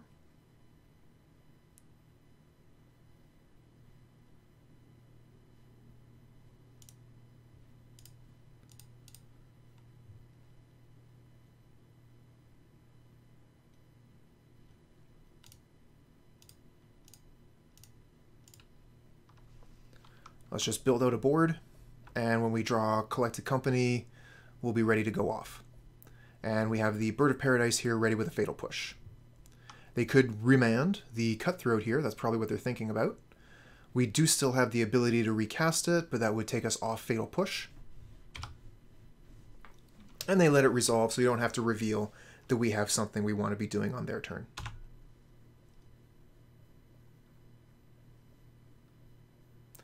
Okay, so that means they do now have access to Remand with the Baral. Let's go to End Step and make them tap their mana.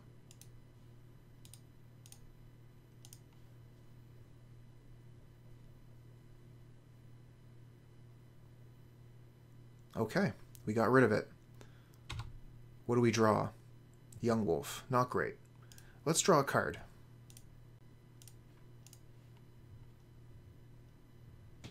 Yawgmoth, that's great. So we have enough mana for Yawgmoth and Yawgmoth. 1, 2, 3, 4, 5, yep. We have 2 black mana. Okay, 3 actually.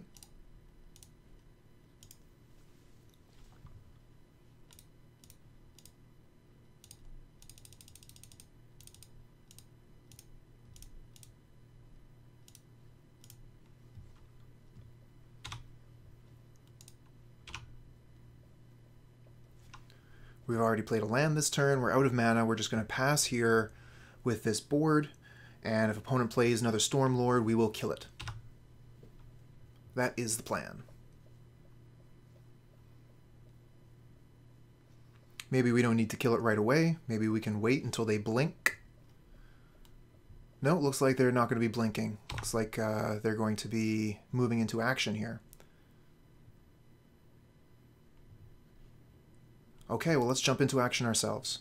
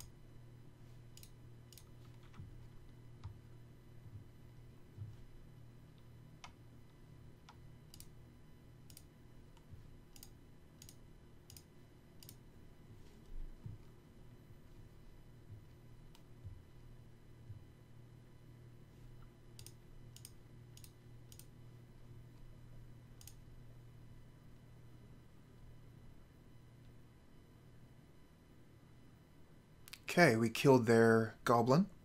Unfortunately, we didn't draw anything good, but they lost their Stormlord, so that's what counts.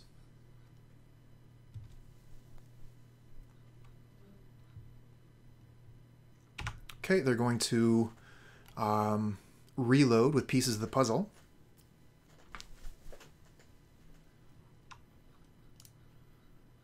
let's see here. So they ditched Serum Visions, Steam Vent, and Baral kept Manamorphose, empty the Warrens. Okay, so this is our turn. They're tapped out. We got draws. Let's see what we can do. That wins.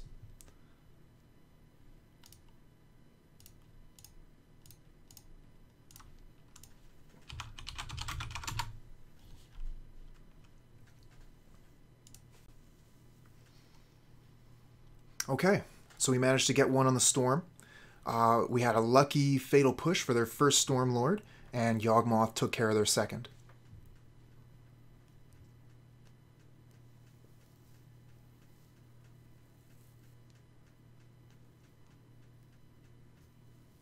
Yep, Fist being a really good guy there, and conceding as soon as we presented the combo. So no need to waste our clock or their time. I don't think I want to change anything. We're going to resubmit.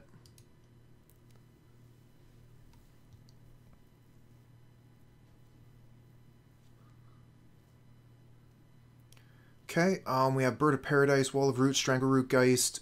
We can't mulligan this. The hand is too strong. But against this opponent, we could end up just losing on turn 3 with a hand like this.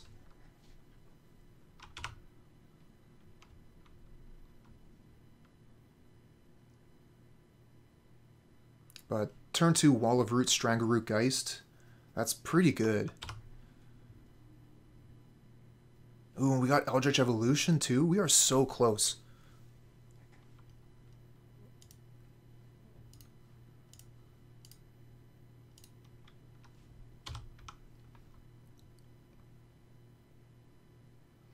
I wish I had a creature I could get with Eldritch Evolution that would be really good here.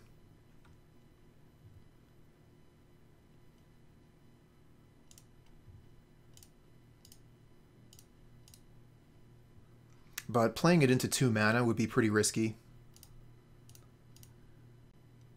We could try and evolve our bird, and they would just remand, and we would lose everything.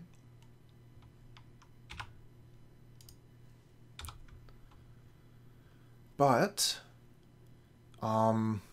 there is an opportunity here maybe to evolve a Geist into a Chupacabra. The problem with that, again, is remand. So if they play land and play Stormlord, they can remand Evolution, which is really bad for us. We probably should have cut some evolutions just because of how good remand is against us. Okay, they're just going to play the Steam Vents untapped and pass. That's interesting. So they probably have like pieces of the puzzle or something. How much mana do we have access to? 1, 2, 3, 4, 5. So that's a Geist and an Evolution. And we could even evolve the Geist pre-combat to grow it, so we do more damage.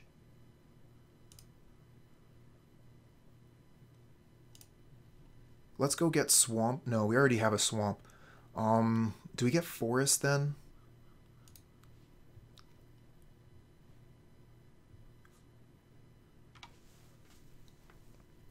Okay, 1, 2. What if we play Wall? 1, 2, play Wall. Wall, 1, play... So yeah, we wouldn't have enough mana.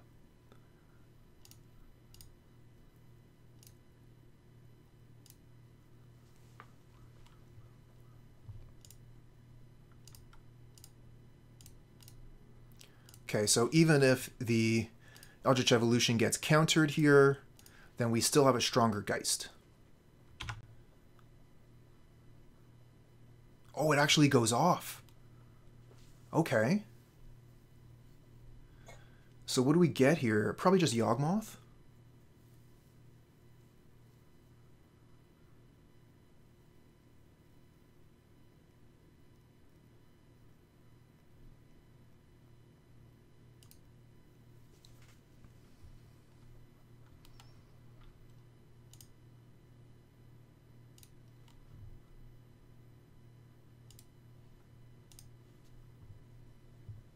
We'll get another Undying trigger here. Draw a card.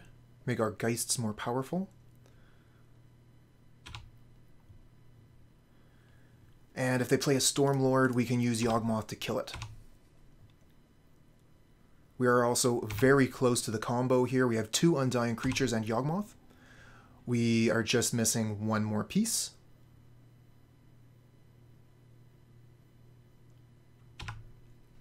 This a Gifts Ungiven, I guess?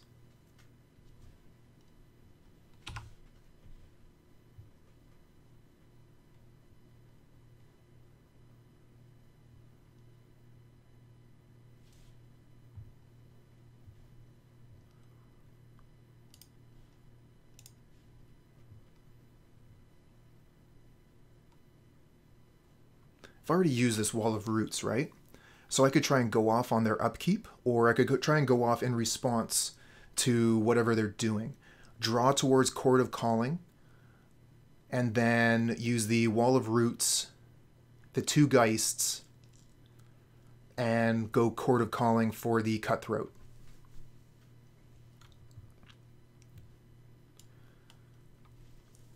So I get to give them cards for hand.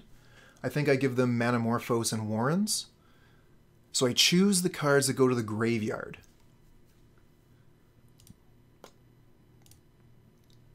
I don't mind if they get a billion goblins. Yeah, I've already used the Wall of Roots. Okay. So I think that I let them do their thing. And I try and get them on their end step. Or when they tap out.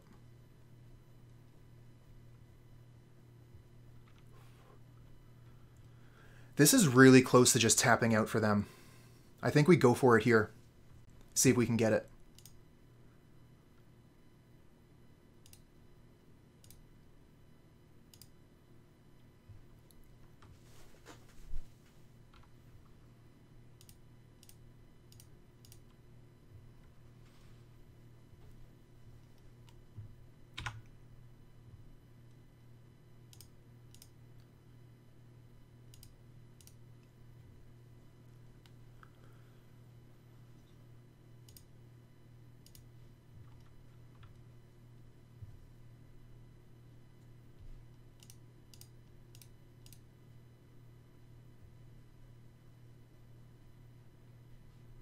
There it is.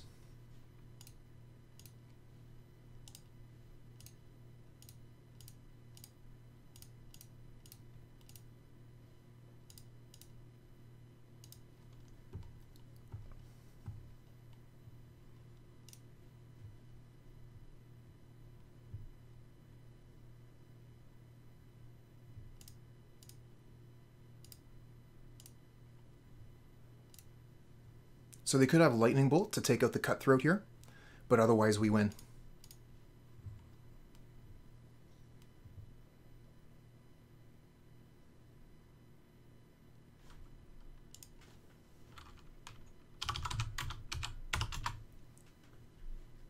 Okay, managed to beat Storm. This hand is weird. Like, we have the Wall of Roots, Chord of Calling, we have Peatland to draw us a card. Do we keep the 5-land hand? I don't think so. I think we mull. It's really close, though, especially with the Peatland. Yeah, like, it gets us where we want to go is the thing. If we draw any creatures into this, our Chord of Calling is going to be gas. But if we just draw land, land, land...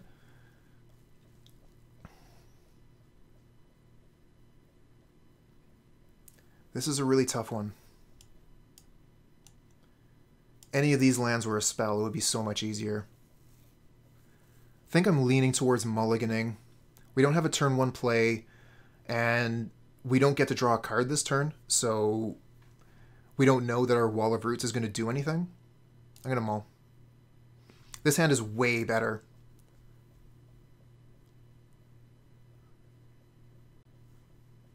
Question is, what do we get rid of here? This hand is so good. Okay, we obviously keep both lands and the bird. You think the Eldritch Evolution, huh? I think the Eldritch Evolution is really strong here. I think the Evolution's a bit stronger than the Chord. But Chord is really good with Wall of Roots. I do think it has to be one of these two. Because we have turn 1 Bird, turn 2 Wall of Roots Geist. So yeah, I think Chord of Calling is going to be strongest in that situation. But I mean, we can Eldritch Evolution Geist just as easily into Yawgmoth. We know nothing about the opponent. Alright, cool. There won't be another league after this one, but we'll see you next time, doll. No companion.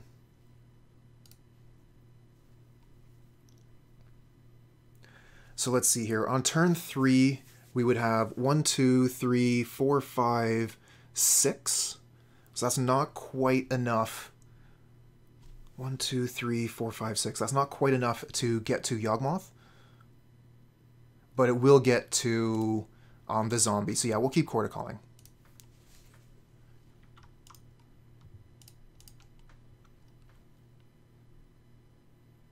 I think we probably, yeah, we go get Overgrown Tomb here because we're pretty low on black mana.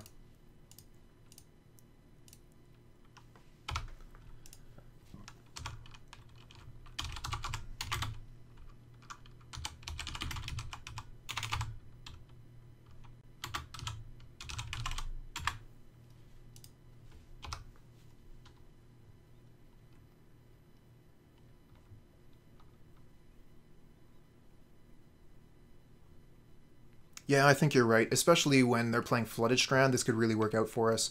Eternal Witness is interesting.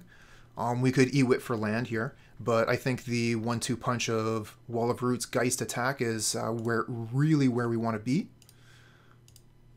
We have a ton of green mana here. I'm going to go get Swamp. Actually, with the Flooded Strand, I'm going to go get Overgrown Tomb. I don't think they're going to be too aggressive, but I could get stomped by spirits in a second.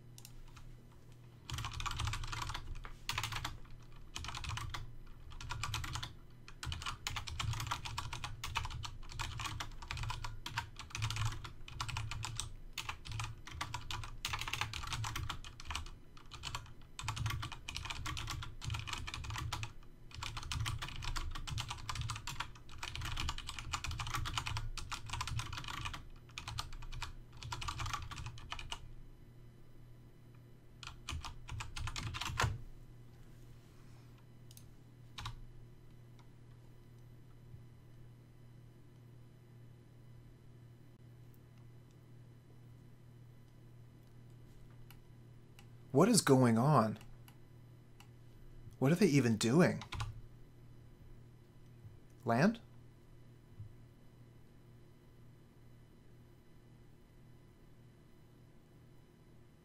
Okay. That's the last mana we needed to Chord of Calling for Yawgmoth. Let's pass.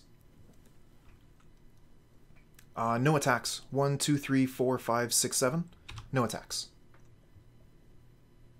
Oops. I must have skipped my thingamajig. Okay, so they've gotten rid of one of their lands here. They only have 1 mana up. We're going to Chord now.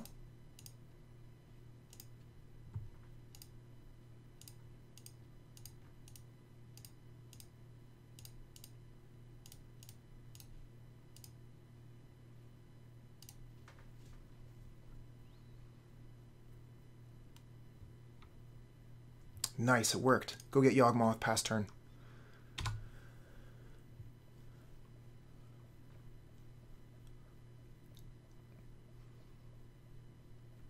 Watery Grave. Are they going to, like, trap us now? Like, the land base looks like mill. Field of Ruin still looks like mill to me. Where are your crabs?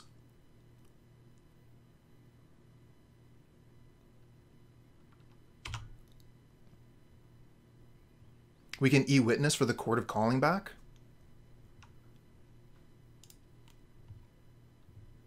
Okay, so 1, 2, 3 mana. We would actually use the Wall of Roots for that. So 1, 2, 3 would have 1, 2, 3, 4, 5, 6.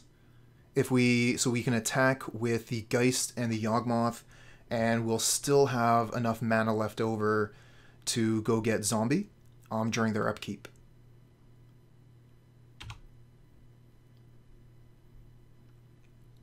Probably should have sacrificed the Geist here to draw an extra card and hit them for an extra damage. But it should be fine. When the zombie comes into play, it'll knock them down. And they're already going to 13 here, which is less of a life total than us.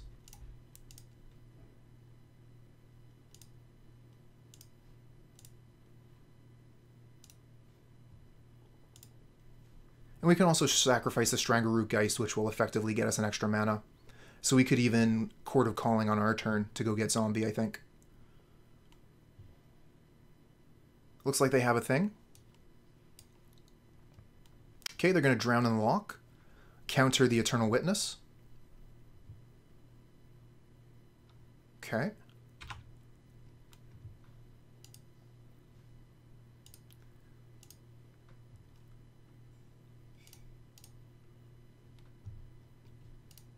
So we can draw one card for free. We get Evolution. That's pretty good. Just so happens we have the mana to cast it. We can evolve the Wall of Roots, go get the zombie, and win the game. Nope, they have Force of Negation. Okay. We're going to have to pass the turn here. We could draw some more cards with Geist, but I think that we're fine with passing the turn.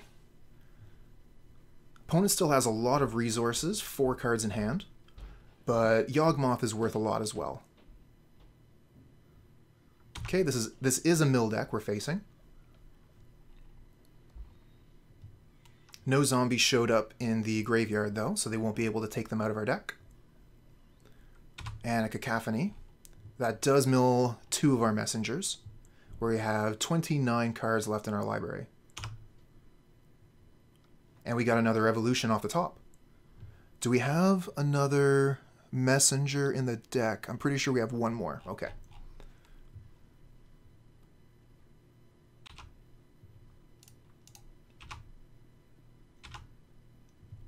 So this should win the game here. They're tapped out, 2 cards in hand. They could potentially have Counterspell, but that would get rid of both of the cards they have left over. We can just sacrifice Bird of Paradise to go get a 3-drop.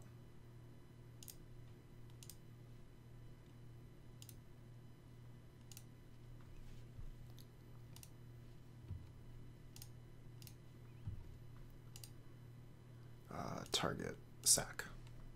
Hey, all right. The Tireless Tracker concedes when we present the combo. Okay, so opponent is a mill control strategy. So we're going to be a little bit different from the classic mill lists. Or maybe they just showed us a more controlling side to start. And they're actually a more classic list.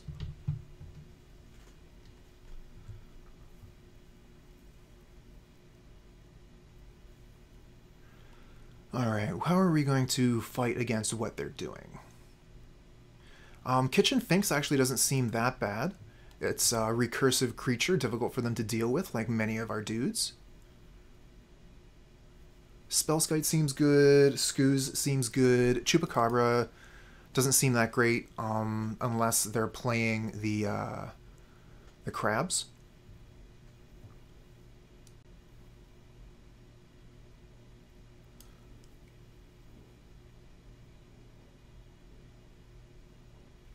Veil of Summer, that's what I want.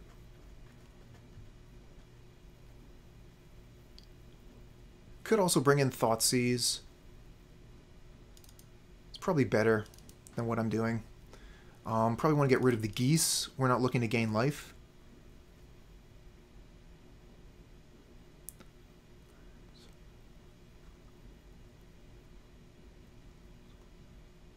Ooh, we should probably actually get rid of a couple of evolutions as well. If opponent is running heavy on counterspells, evolution is a problem.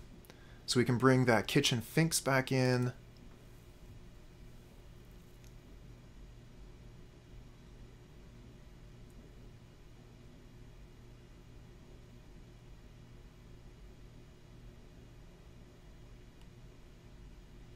And maybe one of the geese. Maybe we bring in Sage or Brontodon to potentially get rid of an orb.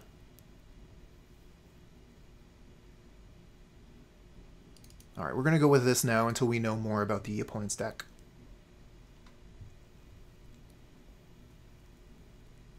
Okay, this hand is great. We will keep.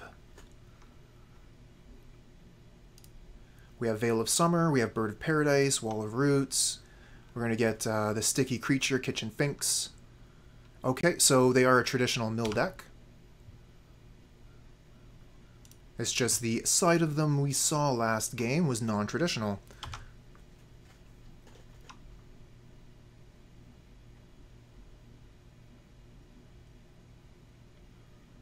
Ooh, second crab. Well, fortunately this isn't a fetch land. I think they would have played the fetch if they had it. Still, this is a pretty big mill.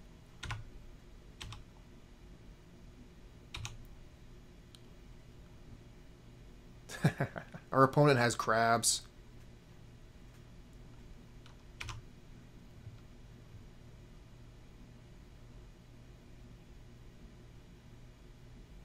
Dryad Arbor. Okay. So we could play Dryad Arbor, play Wall of Roots, and still hold up Veil of Summer.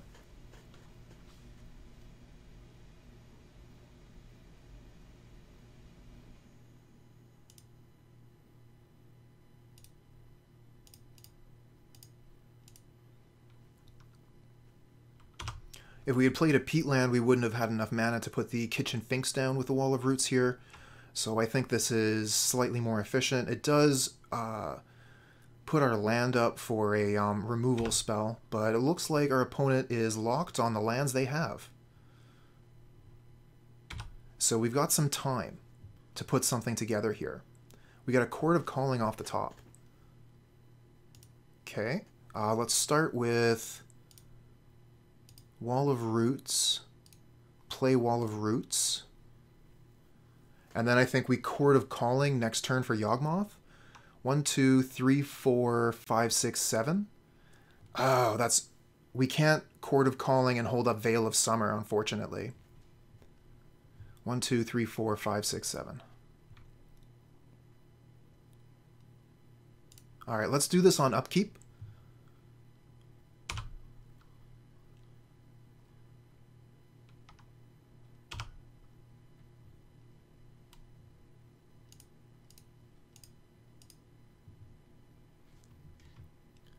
Hunden, thanks for the follow, friend. How did you find the stream? Did you come over here from YouTube, or did you see us on the front page?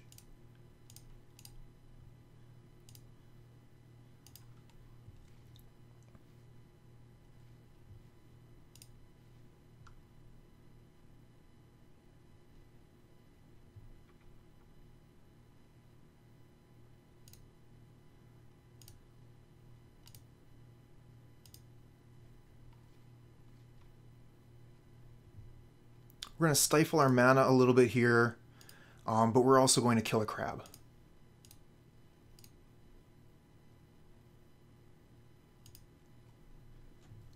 This also draws us cards while we're going, so I'm willing to put up with that. Does opponent get a land? If they got fetch land, that was a really good play. If they don't have anything, then it would have been better to do nothing.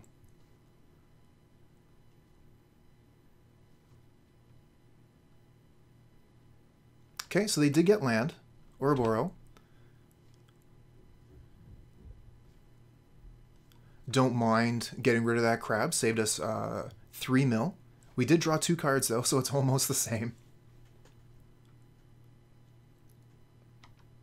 Looks like opponent is passing the turn, letting us start a turn with Yawgmoth on the board. Dangerous. We get a Spellskite. Oh, that's cool. Don't mind that. We have access to 5 mana, so we could Spellskite, Strangleroot, hold up Veil of Summer. We're feeling pretty safe at that time. Don't think we need to Kitchen Finks. I brought that in because I thought we were facing a more control style list. we'd seen like removal spells and counter spells, not so much on the mill side. I think we'll just Geist, sack a Geist to make it bigger than the, or big enough to kill the crab, and Spellskite.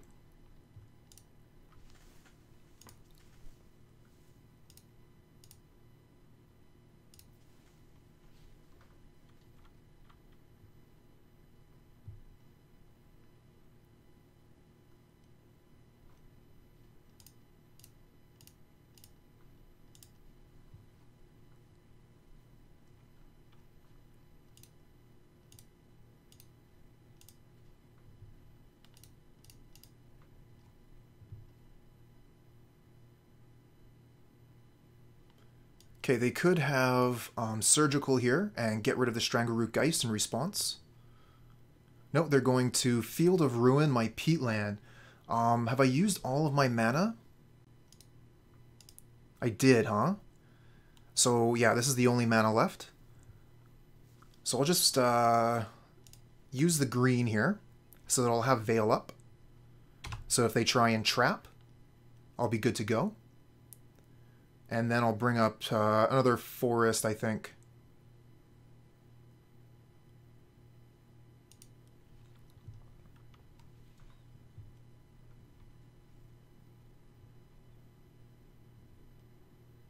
Okay, they're going to mill 3 with a Rune Crab.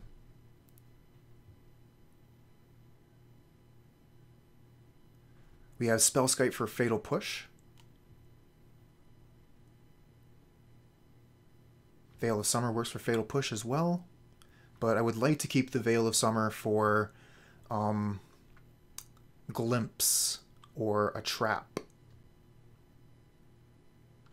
Alright, well thanks a lot for sticking around, Chuck, and we'll be finished this league soon, so maybe I'll give you a raid.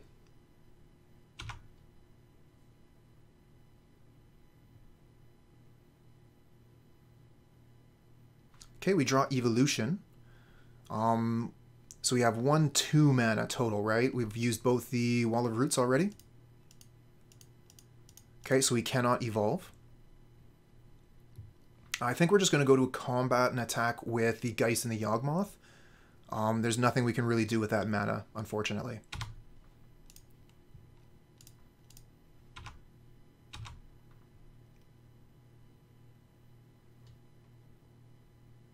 Cool, cool, cool.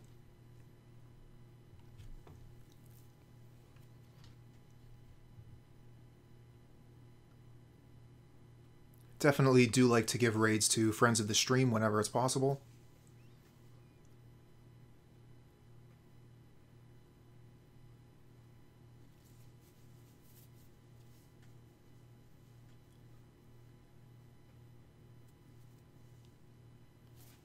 Oops.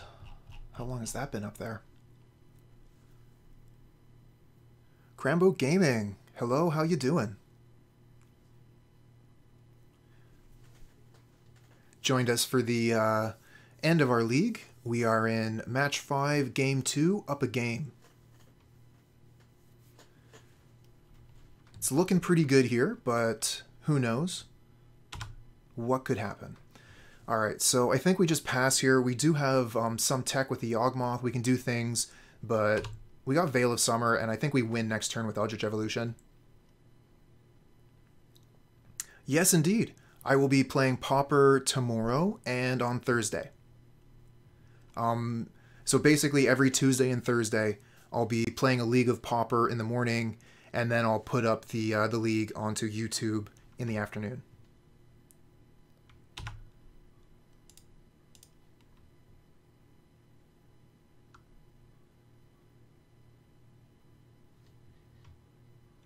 Yes. Yeah, I stream those as well. So if this time is good for you, you can check them out live. Howdy, Slayer. So they're going to return the Urborg to hand. And they're going to want to replay the Urborg? I think we just let that happen. I don't want to sacrifice 2 of my creatures to kill their crab. And we still have 32 cards left in our library. So if they just want to mill us 1, that's fine. Or, I mean 3, but this is totally fine. I think. We do need to have more cards in our library than our opponent has life. That is important. Target player, huh? We get hexproof, huh?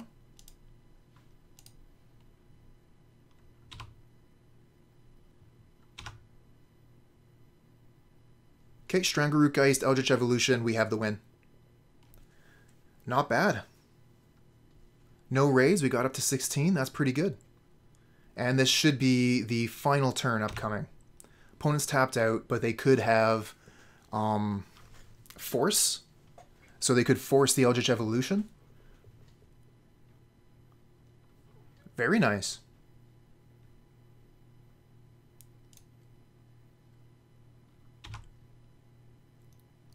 It says 16 on my side too, but like you said, Twitch is drunk.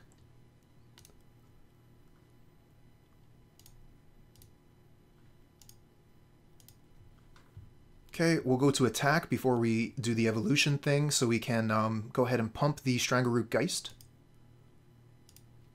Put a counter on that, pump this.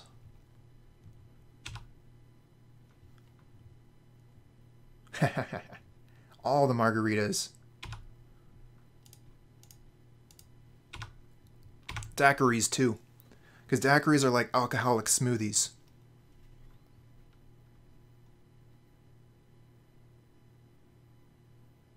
They're just going to take the damage. Okay. Let's see if we can get him with this evolution. We can evolve a wall of roots to go get a zombie, or we can evolve the plant and just go get the other critter.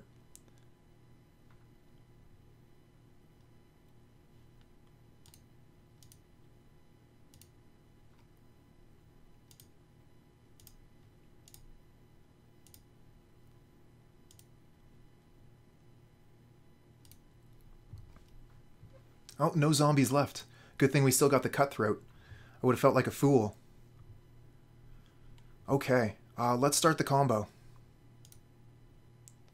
Put a counter on Geist, sacrifice plant. We did it. Okay, we 4-1'd again.